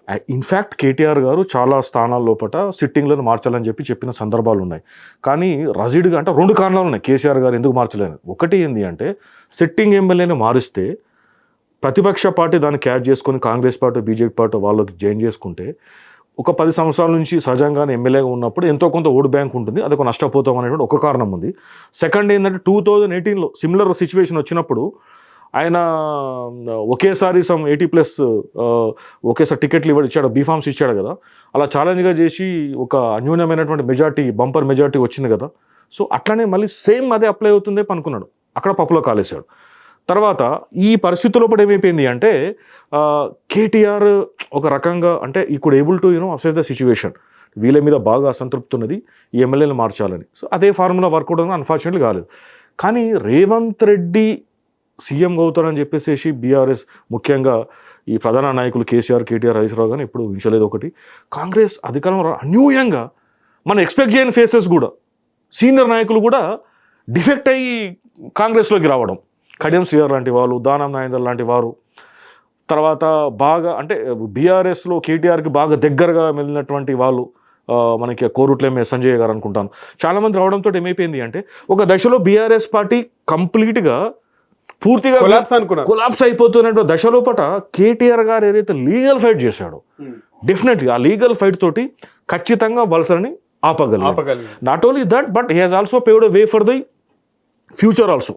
రేపు రాబోయే కాలం లోపల ఇలాంటి పరిస్థితులు వస్తే లీగల్గా ఎంతవరకు ఫైట్ చేయొచ్చు అనే దానిలో సఫలీకృతులని చెప్పి ఖచ్చితంగా చెప్పుకోవచ్చు. At the same time Congress party ఎందుకు బీఆర్ఎస్ మరి వాళ్ళ ఎమ్మెల్యేలని వాళ్ళని లాక్కున్నప్పుడు మరి ఎందుకు ఫైట్ చేయాలని అనేటువంటి సమాధానం నేను చెప్పడం కాదు, అది ఆ పిసిసి అధ్యక్షులు చెప్పాలి, బట్టి విక్రమ గారు చెప్పాలి. రైట్. ఫైనల్గా జిహెచ్ఎంసీ ఎన్నికల్లో, పంచాయతీ ఎన్నికలు, ఆ తర్వాత జిహెచ్ఎంసీ హైదరాబాద్ ఎన్నికల్లో ఎట్లుంటుంది అంటారు sir? Congress versus BRS, BJP already 48 స్థానాలు మొన్న రావడం జరిగింది జిహెచ్ఎంసీ ఎన్నికల్లో. సో ఇప్పుడు చాలా వరకు కూడా కాంగ్రెస్కి 2 రావడం, ఆ తర్వాత బడంపేట ఉప ఎన్నికల్లో కార్పొరేటర్ కాంగ్రెస్ గెలిచింది. దాదాపు చాలామంది బీఆర్ఎస్ కార్పొరేటర్లు కాంగ్రెస్లో జాయిన్ అయినారు. ఎవరికి ఉంటుంది? కాంగ్రెస్కి ఉంటుందా, బీఆర్ఎస్కి ఉంటుందా, లేదా బీజేపీకి ఉంటుందా? ఎప్పుడైనా కూడా లోకల్ బాడీ ఎలక్షన్స్ కానీ ఉప ఎన్నికలు కానీ ఎప్పుడైనా కూడా అధికార పార్టీకి ఏ పార్టీ అధికారంలో ఉన్నా కూడా వాళ్ళకి డెఫినెట్లీ కూడా ఎడ్జ్ ఉంటుందండి. ఓకే. ఒక మినహాయింపు ఏముంటుందంటే ఓకే ఒకవేళ ఇది రన్అప్ టు జనరల్ ఎలక్షన్స్ కానీ అసెంబ్లీ ఎలక్షన్స్ సంవత్సరం ముందు అయితే అప్పుడు ఉన్నటువంటి ప్రజల యొక్క ఇన్కంబెంట్ అంటే పూర్తిగా సంతృప్తిగా ఉంటాయి, యాంటీ ఇన్కంబెంట్ అంటే అసంతృప్తిగా ఉంటాయి.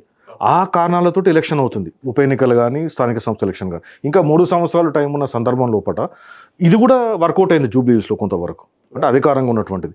డెఫినెట్లీ రాబోయే జిహెచ్ఎంసీ ఎలక్షన్స్ అయినా కూడా లోకల్ బాడీ ఎలక్షన్లో కూడా ఖచ్చితంగా ఒక 50% మనం ఒక రేషియో చూసుకుంటే 50% ఖచ్చితంగా కాంగ్రెస్ పార్టీ అధికారంలో ఉన్నటువంటి అంశం మాత్రం అనుకూలిస్తుంది. ఎందుకంటే మీకు ఒక విషయం చెప్తాను. మీరు 2018 ఎలక్షన్స్ లోపల బీజేపీ పార్టీ కేవలం ఒకే ఒక్క ఎమ్మెల్యే సీట్ గెలిచింది రాజస్థాన్ 2018లో. అనూహ్యంగా పార్లమెంట్ అప్పుడు మోడీ వేవ్ అనుకోండి, తక్కువ మెజార్టీ, అది కూడా మోడీ వేవ్ అనుకోండి, వేరే కారణాలు కానివ్వండి. తర్వాత అప్పుడు బహుశా 4-5 సీట్లు గెలిచింది, 4 సీట్లు గెలిచాయి బీజేపీ అప్పుడు. తర్వాత నెక్స్ట్ జరిగినటువంటి ఈ దుబ్బాక బై ఎలక్షన్ లోపల అన్యూయంగా రఘునందన్ రావు గారు గెలవగానే ఇమ్మీడియట్గా వచ్చినప్పుడు జిహెచ్ఎంసీ ఎలక్షన్ల లోపల 4 సీట్లు ఉన్నటువంటి బీజేపీ అన్యూయంగా 48 సీట్స్ వరకు వచ్చింది. అంటే ఈ ఎలక్షన్లో కూడా జనాలు కూడా ఎలా ఉందంటే సైకలాజికల్ ఫ్యాక్టర్ ఉంటుందండి. ఇప్పుడు అకార్డింగ్ టు ద సర్వే ఎట్లుంటుంది అంటే ఏ ఎలక్షన్లో అయినా కూడా అప్రాక్సిమేట్లీ 15 to 18% జనాలు అభ్యర్థి బాగా చేశాడా, రైట్, వాళ్ళ యొక్క మేనిఫెస్టో ఏంటి అనేటువంటి వాటి మీద చర్చలు జరపకుండా, వాటికి అనుకూలంగా నిర్ణయం తీసుకోకుండా ఏ అభ్యర్థి అయితే గెలుస్తాడు అని చెప్పేసి వాళ్ళు ఒక రీసెర్చ్ చేసి ఎన్నికలకు రోజు ముందు పలానా కాంగ్రెస్ అభ్యర్థి గెలిచేటట్టు అని చెప్పి కాంగ్రెస్ అభ్యర్థి కోటేస్తారు, టీఆర్ఎస్ అభ్యర్థి గెలిచేటట్టు. అంటే అదొక సైకలాజికల్గా మన ఓటు వృధా కాకూడదు అనేది. అంటే ఈ ఎలక్షన్ లోపల జరిగేటువంటి క్యాంపెయినింగ్ కానీ ఈ సర్వేస్ అని కానీ అన్ని వాతావరణం కూడా ఈ 15 to 18% ఎవరైతే స్వింగ్ ఓటర్స్, అన్డిసైడెడ్ ఓటర్స్ ఎవరైతే ఉంటారో వాళ్ళని ఇన్ఫ్లుయెన్స్ చేయడానికి జరిగేటువంటి ఒక సంగ్రామం అని చెప్పొచ్చు అనమాట. రైట్. ఫైనల్ గా జిహెచ్ఎంసీ ఎన్నికల్లో కాంగ్రెస్ పార్టీ ప్రభుత్వం ఉంది కాబట్టి ఎగ్జింది అంటారు. అనుకూల అంటే డెఫినెట్లీగా వాళ్ళకి సానుకూలమైనటువంటి వాతావరణం ఉంటుంది. ఫైనల్ గా నర్సింగ్ గారు కంక్లూడ్ చేయండి. లోకల్ బాడీ ఎలక్షన్లో ఎక్కువ మటుకు నాకున్న అనుభవంతో చెప్తున్నా, పార్టీ కన్నా వ్యక్తిని చూస్తారు, ప్రభుత్వాన్ని కొంచెం మటుగా చూస్తారు. పాత ప్రభుత్వం ఏం చేసింది, కొత్త ప్రభుత్వం ఏం చేసింది దానికన్నా మన బస్తీ వాడు ఏం చేస్తాడు, మన బస్తోడ బయట వాడు తీసుకొచ్చి పెట్టిరన్న దానికి ఎక్కువ ప్రియారిటీ ఇస్తారు. కాబట్టి ఇక్కడ ఏమైనా జరిగితే స్థానికంగా స్పందించే నాయకునికే ప్రియారిటీ ఇస్తారు హైదరాబాద్ ప్రజలు. ఓవరాల్గా బీఆర్ఎస్కి ఎట్లుంటుంది అంటారు? 100% మళ్ళీ బీఆర్ఎస్ పార్టీ హైదరాబాద్లో గెలుస్తుంది అంతే అంటారా? పక్కా. మొన్ననే సంపూర్ణ మెజారిటీ రాలే కదా మన గవర్నమెంట్ ఉన్నప్పుడే. ఒక్కటి గుర్తుపెట్టుకోండి, గ్రేటర్ హైదరాబాద్లో ఒక బీజేపీ సీట్ తప్ప మిగతా అన్ని బీఆర్ఎస్ఏ గెలిచినాయి. ఎంఐఎం 7 సీట్లు కాకుండా గోషమాల్లో కూడా ఒక బీజేపీ పార్టీ కూడా స్వల్ప మెజారిటీతో, చిన్న మెజారిటీతో ఓడిపోవడం జరిగింది మా BRS party. Second place Congress party deposit లేవు అక్కడ. మిగతా అన్ని గ్రేటర్ హైదరాబాద్లో ఉన్న సీట్లు అన్ని బీఆర్ఎస్ఏ, ఎంఐఎం ఒక బీజేపీ, మిగతా అన్ని మావే. కాబట్టి హైదరాబాద్ ప్రజలు కూడా బీఆర్ఎస్ పార్టీ పక్షాన ఉన్నారు. ఎందుకున్నారంటే హైదరాబాద్ యువకులంతా కూడా ఐటీ సెక్టర్ను ఆగం చేసింది. సేమ్ ఇదే 2014లో కూడా మొత్తం సిటీలో మొత్తం బీఆర్ఎస్ గెలిచింది, కేవలం మల్కాజ్గిరి తర్వాత సికింద్రాబాద్, అవును, పద్మారావు గారు 2 సీట్లు గ్రేటర్ హైదరాబాద్, మిగతా మొత్తం టీడీపీ కైవసం చేసుకుంది. అవును. కానీ వేరాజ్ జిహెచ్ఎంసీ ఎన్నికలు వచ్చే వరకు బీఆర్ఎస్ కి చాలా వరకు బీఆర్ఎస్ కార్పొరేషన్లు గెలిచింది. సో ఇప్పుడు కాంగ్రెస్ లేకపోయినా జిహెచ్ఎంసీలో కాంగ్రెస్ గెలిచే అవకాశం ఉంటుందిగా, ప్రభుత్వం ఉండదు కదా. 100% బీఆర్ఎస్ పార్టీ గెలుస్తుంది. అంటే ఖచ్చితంగా మీ ఎమ్మెల్యేలు ఉన్నారు కాబట్టి గెలుస్తారనే విధంగా ఎట్లా అనుకోవచ్చు? అంటే అధికారం వినియోగించుకోకుండా ప్రజలను భయాందోళన సృష్టించకపోతే 100% మేమే గెలుస్తాం. ఓకే. సో గతంలో కూడా బీఆర్ఎస్ ఆ విధంగా చేసిందంటారా? ఎక్కడ చేయలేదు. అభివృద్ధి విషయం ఓట్లు వేయడానికి వెళ్ళింది. అంటే ఒక్క సీట్ అంటే భయపడిస్తాం. జూబ్లీ సెలక్షన్ లో కాంగ్రెస్ పార్టీ భయపడవచ్చు. కానీ 150 డివిజన్లలో కాంగ్రెస్ పార్టీ చూసి కూడా ఈ 6 గ్యారంటీల అమలులను చూసి కూడా కాంగ్రెస్ కేర్ అంటారా ప్రజలు? మెజారిటీ నేను ఏమంటున్నా, ఫిబ్రవరి టర్మ్లో ఇలా జేజం టర్మ్ అయిపోతుంది. ఈ ఎలక్షన్ పోయే ధైర్యం ఉంది లేదా ప్రభుత్వం చెప్పాలి, రేవంత్ రెడ్డి చెప్పాలి. కాంగ్రెస్ పార్టీ జోష్లు ఉంది కదా ఆల్రెడీ. ఏడే జోష్లు ఉంది, అది ఎన్ని పార్టీలు పొత్తుగా జోష్లు ఉంది. వాళ్ళే కుమ్ముకే కొట్టుకుంటారు ఎవరు మంత్రి పదవి ఎప్పుడు పోతుంది. గతంలో కూడా ఎంఐఎం మీకు సపోర్ట్ ఉండే కదా జూబ్లీహిల్స్ లో. నేను ఏమంటున్నా, ఎంఐఎం లాస్ట్ టైం క్యాండిడేట్ ని పెట్టలే కదా, ఎంఐఎం క్యాండిడేట్ నవీన్ యాదవ్ లేడా లాస్ట్ టైం అంటే 18లో ఎంఐఎం నవీన్ యాదవ్ ఎమ్మెల్యే పడేసిండు కదా, 14 చేసిండు. మాకు సపోర్ట్ చేసిండు, 23లో పెట్టలే. ఈరోజు ఎంఐఎం కూడా మాకే సపోర్ట్ ఉండే. కానీ హైడ్రా మిషన్ తోని వారి యొక్క ఆస్తులు భయాందోళనకు గురి చేయడంతో MIM party Naveen Yadav support జరిగింది ఈరోజు. రైట్. ఫైనల్ గా ఏం చెప్తారు సార్? అయితే ఏదేం చెప్పినా కూడా జనరల్గా ఎలక్షన్ల లోపల మీరు ఇందాక మంచి ఉదాహరణ తీసుకున్నారు. ఇప్పుడు 2014 ఎలక్షన్ లోపల 2 కాన్స్టిట్యున్సీలు తప్ప మిగతా అన్ని కాన్స్టిట్యున్సీలు జిహెచ్ఎంసీలో టీడీపీ గెలిచింది. ఆ రకంగా చెప్పాలంటే మరి టీడీపీ ఆల్మోస్ట్ క్లీన్ స్వీప్ చేయాలి కదా. మరి ఎందుకు పరిస్థితి లేదు అంటే ఖచ్చితంగా జనాలు కూడా ఇదే కాదండి, లోకల్ బాడీ ఎలక్షన్స్ జిహెచ్ఎంసీ అతీతం ఏం కాదు. Whether it is GHMC, Warangal corporation election అయినా, రేపు ఖమ్మం అయినా, ఇంకా మున్సిపాలిటీస్ అయినా, లోకల్ బాడీస్ ఎక్కడైనా కూడా ఖచ్చితంగా నేనేమంటున్నానంటే పార్టీ ఏదైనా కూడా ఎడ్జ్ ఖచ్చితంగా ఆ అధికార పార్టీకి ఉంటుంది. అప్పుడు బీఆర్ఎస్ పార్టీకి ఉంది, ఇప్పుడు కాంగ్రెస్ పార్టీకి ఉంటుంది, భవిష్యత్తులో మళ్ళీ ఏ పార్టీ వస్తే ఆ పార్టీకి ఉంటుంది అది. So but it all depends upon how you campaign. So ఇప్పుడు మొన్న జరిగింది ఏంటి, జూబ్లీ హిల్స్లో రెగ్యులర్గా సర్వేస్ రిపోర్ట్ చూస్తారు కాబట్టి పరిస్థితి గ్రౌండ్లో బాగలేదు కాబట్టి స్వయంగానే ముఖ్యమంత్రి గారే వారం రోజులుగా పూర్తిగా తనే మానిటర్ చేసినటువంటి సందర్భం ఉన్నది. తప్ప అంటే ఖచ్చితంగా కూడా చేయాల్సిన సందర్భం ఉంటది కదా. 2023 జనరల్ ఎలక్షన్స్ లో కూడా ముఖ్యమంత్రి రేవంత్ రెడ్డి అప్పుడు టీపీసీసీ అధ్యక్షుడు అన్ని తానే తిరిగిండు కదా, ఏ నాయకుడు కూడా తిరగలేదు. డెఫినెట్లీ అండి. 2018లో కూడా ఆయన తిరిగిండు, పిసిసి అధ్యక్షుడు హోదాతో తిరగడం జరిగింది పార్టీ అధ్యక్షుడితో. ఆయన తిరిగిండు రాష్ట్ర ముఖ్యమంత్రి. లేదండి, రాష్ట్ర ముఖ్యమంత్రి తిరగకూడదని చెప్పి ఎక్కడైనా కాన్స్టిట్యూషన్ లో ఉందా? నేను లేదండి, ఎలక్షన్ తిరగవచ్చు. ప్రజాస్వామ్యంలో ఎవరైనా ఎక్కడ తిరగవచ్చు, అడిగే హక్కు ఉన్నది. నేను కాదంటే ఒక రాష్ట్ర ముఖ్యమంత్రి ప్రజాపాలన పై శ్రద్ధ ఉండాల్సిన దాని ఆలోచన లేకుండా ముఖ్యమంత్రి ఒక ఎలక్షన్స్ 14 మంది మంత్రులు, ఎమ్మెల్యేలు, విప్పులు విచ్చలవిడిగా పైసల పంపిణీ, పోలీసు దాంతో అందరు బెదిరించారు. దీనికి ఒక సమాధానం చెప్పండి. ఇప్పుడు మీరు ఏమంటున్నారు, ముఖ్యమంత్రి గారు తిరగొచ్చు లేదని కాదు, కానీ ఎందుకు అంతగానం అధికారులు, అంతమంది మంత్రులు అంతగానం మంచంలో ఎందుకు పెట్టుకుని చేశారు? స్వయంగా తాను 7 రోజులు క్యాంపెయిన్ చేసిన అంటున్నారు. Okay, okay, right, valid point. మీరేమన్నారు అంతకుముందు, ఎందుకు మీరు కాంగ్రెస్ పార్టీ నుంచి టీడీపీ పార్టీ నుంచి చేర్చుకున్నారంటే చాలా వరకు చెప్పేది ఏంటి అంటే లేదు 2/3 మెజార్టీ కాన్స్టిట్యూషన్ పరంగానే చేర్చుకున్నాం అంటే అది కరెక్ట్ అయిన పద్ధతి? ఇప్పుడు భారత రాజ్యాంగ ప్రకారం విలీనం చేసుకుని తప్ప అదే భారత రాజ్యాంగం ఎలక్షన్ కమిషన్ కల్పించిన హక్కుతోటే రేవంత్ రెడ్డి గారు తిరిగాడు. రేవంత్ రెడ్డి భారత రాజ్యాంగం ప్రకారం ఎన్నుకోబడ్డ ముఖ్యమంత్రి, ప్రజల పైన కూడా ఆలోచించాలి కదా. ఇక్కడ ప్రతిపక్ష నాయకుడు బయటికి రాకుండా ఆయనే ప్రజల గురించి ఆలోచిస్తలే అని కూడా కేటీఆర్ గారు, హరీష్ రావు గారు మాట్లాడిన ఆయన కూడా బాధ్యత ఉంది కదా, బాధ్యత ప్రతిపక్ష నేతకు ఉందా లేదా? వర్కింగ్ ప్రెసిడెంట్ ఉంది కదా మా కేసీఆర్, మా అధినేత మా కేసీఆర్ ఉంటారు. ప్రతిపక్ష నేతకు ఆ బాధ్యత లేదా? ప్రజల కష్టాలు చూడాలి కదా. ఆయన ఎందుకు బయటకు వస్తారు? పార్టీ నాయకులు చూడట్లేదా? మా పార్టీ నాయకులు ప్రతిపక్ష నాయకుడుగా ఈ కేటీఆర్ సమాధానం చెప్పలేకపోతున్నారు. నాయకుడిగా కేటీఆర్ ను హరీష్ రావు నియమించవచ్చు కదా, అయిపోతుంది కదా. మా పార్టీ అంతర్గత విషయం ఎట్లా ఉందంటే అండి, విక్రమార్కుడు సినిమా ఉంది కదా, రవితేజ సినిమాది. ఆ పోలీస్ ఆఫీసర్ చనిపోతే మళ్ళీ పోలీస్ ఆఫీసర్ వేషధానంలో వచ్చి తానే అన్నట్టుగా ఎట్లయితే బిల్డప్ ఇస్తారో, ఇప్పుడు బీఆర్ఎస్ పార్టీకి చాలా గడ్డు పరిస్థితి ఉందంటే నేను ఒక విశ్లేషణ పాయింట్ ఆఫ్ వ్యూలో చెప్తున్నాను. ఎలా ఉందంటే, ద మూమెంట్ కేసీఆర్ గారు యాక్టివ్గా లేడు పాలిటిక్స్లో, కేసీఆర్ గారు ఇక ప్రజల్లో అంత యాక్టివ్గా తిరగలేడు అని ఎప్పుడైతే ఆ నెరేటివ్ ఎప్పుడైతే జనంలోకి వెళ్తుందో బీఆర్ఎస్ పార్టీ యొక్క ఖచ్చితంగా పతనం ప్రారంభమవుతుంది. ఎందుకంటే KTR is well educated person. KTR Hyderabad development definitely పాత్ర ఉంది. ఐటీ సెక్టార్లో తాను ఇంత పరితగతంగా అంత వేగంగా చేయడానికి కూడా కృషి ప్రాధాన్యత అనేది ఉన్నది. సో దాంట్లో ఎలాంటి సందేహం లేదు. కానీ పాలిటిక్స్ లోపల రూరల్ మాస్ ఓటర్స్ని అప్పీల్ చేయడం లోపల కేసీఆర్ గారికి ఉన్నటువంటి ఆ చరిష్మా ఏదైతే ఉన్నదో కేటీఆర్ గారికి ఇంకా రాలేదు. కాబట్టి వాళ్ళు ఒక డిఫెన్స్లో ఉన్నారు ఖచ్చితంగా. ఎప్పుడైతే కేసీఆర్ గారు, అందుకే కదా ప్రతిపక్ష నాయకుడు ఎందుకు రావట్లేదు అంటే, వాళ్ళు రాజకీయంగా ఎన్నెన్న స్టేట్మెంట్లు ఇవ్వచ్చు. కేటీఆర్ ఒక్కడు సరిపోతాడు, లేదు మాకు సిద్దిపేటలో ఉన్న ఒక కార్యకర్త చాలు, సిరిసిలో ఉన్నటువంటి ఒక మున్సిపల్ కౌన్సిలర్ చాలు అని చెప్పి ఎన్నైనా మనం స్టేట్మెంట్లు ఇవ్వచ్చు. కానీ బయట రాకుండా గ్రేటర్ హైదరాబాద్ జిహెచ్ఎంసీ ఎలక్షన్ లో 2 సార్లు కేటీఆర్ గారి ప్రచారం చొరవతోనే కదా 2 సార్లు కైవసం చేసుకుంది హైదరాబాద్ పీఠ. కాదని ఎవరు అంటున్నారు? మరి కేటీఆర్ గారికి రాజకీయం లేదన్న తప్పు కాదు. నేను అనట్లేదు, నేను ఏమంటానంటే నేను అడుగుతాను, కేసీఆర్ అంత స్థాయి కేటీఆర్ కి వచ్చిందంటారా? KCR is equal to KTR అంటారా? కేసీఆర్ ఎప్పుడు కేసీఆర్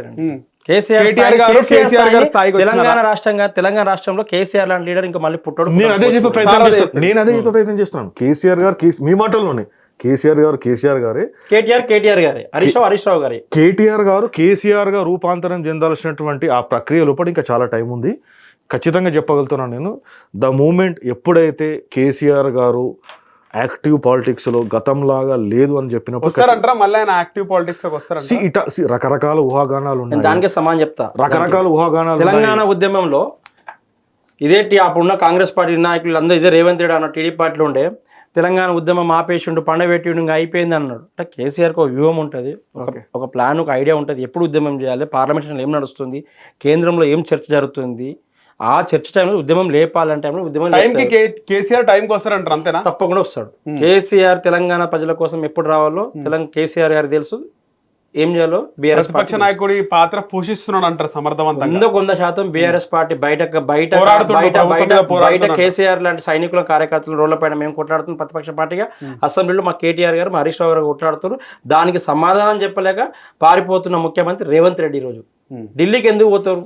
అసెంబ్లీ నడుస్తున్నప్పుడు అన్ని కోట్ల విలువ చేసే సమయాన్ని వృధా చేస్తూ ప్రజాధనాన్ని వృధా చేస్తూ. రైట్, మంచి పాయింట్ ఇది. అసెంబ్లీ సమావేశాలు ఒక మంచి టైం, అది టైంని వృధా చేస్తున్నారు. ఇన్నిసార్లు అసెంబ్లీ జరిగింది కదా, ఒక్కసారి కూడా కేవలం బడ్జెట్ రోజు మాత్రం తప్పితే మిగతా రోజులు ఎందుకు కేసీఆర్ గారు హాజరు కాలేదు? బాగున్నప్పుడు నేను ఏమంటున్నా, ఈ 420 హామీలు 6 గ్యారెంటీలు బడ్జెట్ రిలీజ్ చేయని చేత కానీ మనకి ఎంతమంది ఎమ్మెల్యేలను చూసినాము కాలు ఆపరేషన్ అయినా ఆ వీల్ చైర్ పైన రావడం జరిగింది. కేసీఆర్ గారు రావచ్చు కదా ఒక్కసారైనా. నేను ఏమంటున్నా, కేసీఆర్ తో మాట్లాడేంత స్థాయి రేవంత్ రెడ్డి కాదు, కాంగ్రెస్ పార్టీకి ఎవరికి లేదు. రేవంత్ రెడ్డికి నేను ఏమంటా, రేవంత్ రెడ్డి గారికి ఆలోచన ప్రజల పైన లేదు. మీరేమంటారు సార్ దీని మీద? చేసిన సందర్భాలు జూబ్లీస్ బై ఎలక్షన్ తర్వాత ఫలితాల తర్వాత కూడా ఒక కార్యకర్త పైన కౌంటింగ్ తెల్లారి దాడి అయితే మరుసటి రోజు కూడా వెళ్ళి వాళ్ళని ఉదాహరణ ధైర్యం చెప్పడం జరిగింది.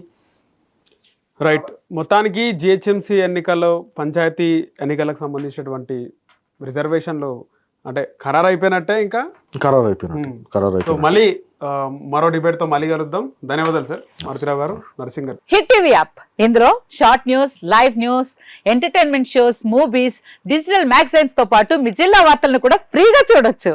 ఇంకెందుకు ఆలస్యం, వెంటనే హిట్ టీవీ యాప్ ని డౌన్లోడ్ చేసుకుని ఫ్రీగా ఎంటర్టైన్మెంట్ పొందండి. Hit TV app. Hit TV app. Please download hit TV app. Hit TV యాప్ని ఫ్రీగా డౌన్లోడ్ చేసుకొని ఎంజాయ్ చేయండి. మీకు నచ్చిన ఎంటర్టైన్మెంట్ కోసం హిట్ టీవీ యాప్ ని ఫ్రీగా డౌన్లోడ్ చేసుకుని ఎంజాయ్ చేయండి. హిట్ టీవీ యాప్ని డౌన్లోడ్ చేసుకుని ఆస్వాదించండి, ఆశీర్వదించండి. ఇంతమంది సెలబ్రిటీలు హిట్ టీవీ యాప్ ని డౌన్లోడ్ చేసుకోండి అని చెప్తున్నారంటే ఎంత మంచి యాప్ ఆలోచించండి. అమెరికా అమెరికా అమెరికా అమెరికాలో చదవాలనుకునే వాళ్ళకి విశ్వసనీయమైన పేరు మన శౌర్య కన్సల్టెన్సీ. UKలో 1 year masters, UKలో 1 year masters, 2 years work permit up to 5 years visa. Contact Saurya Consultancy. Contact 89851 89851.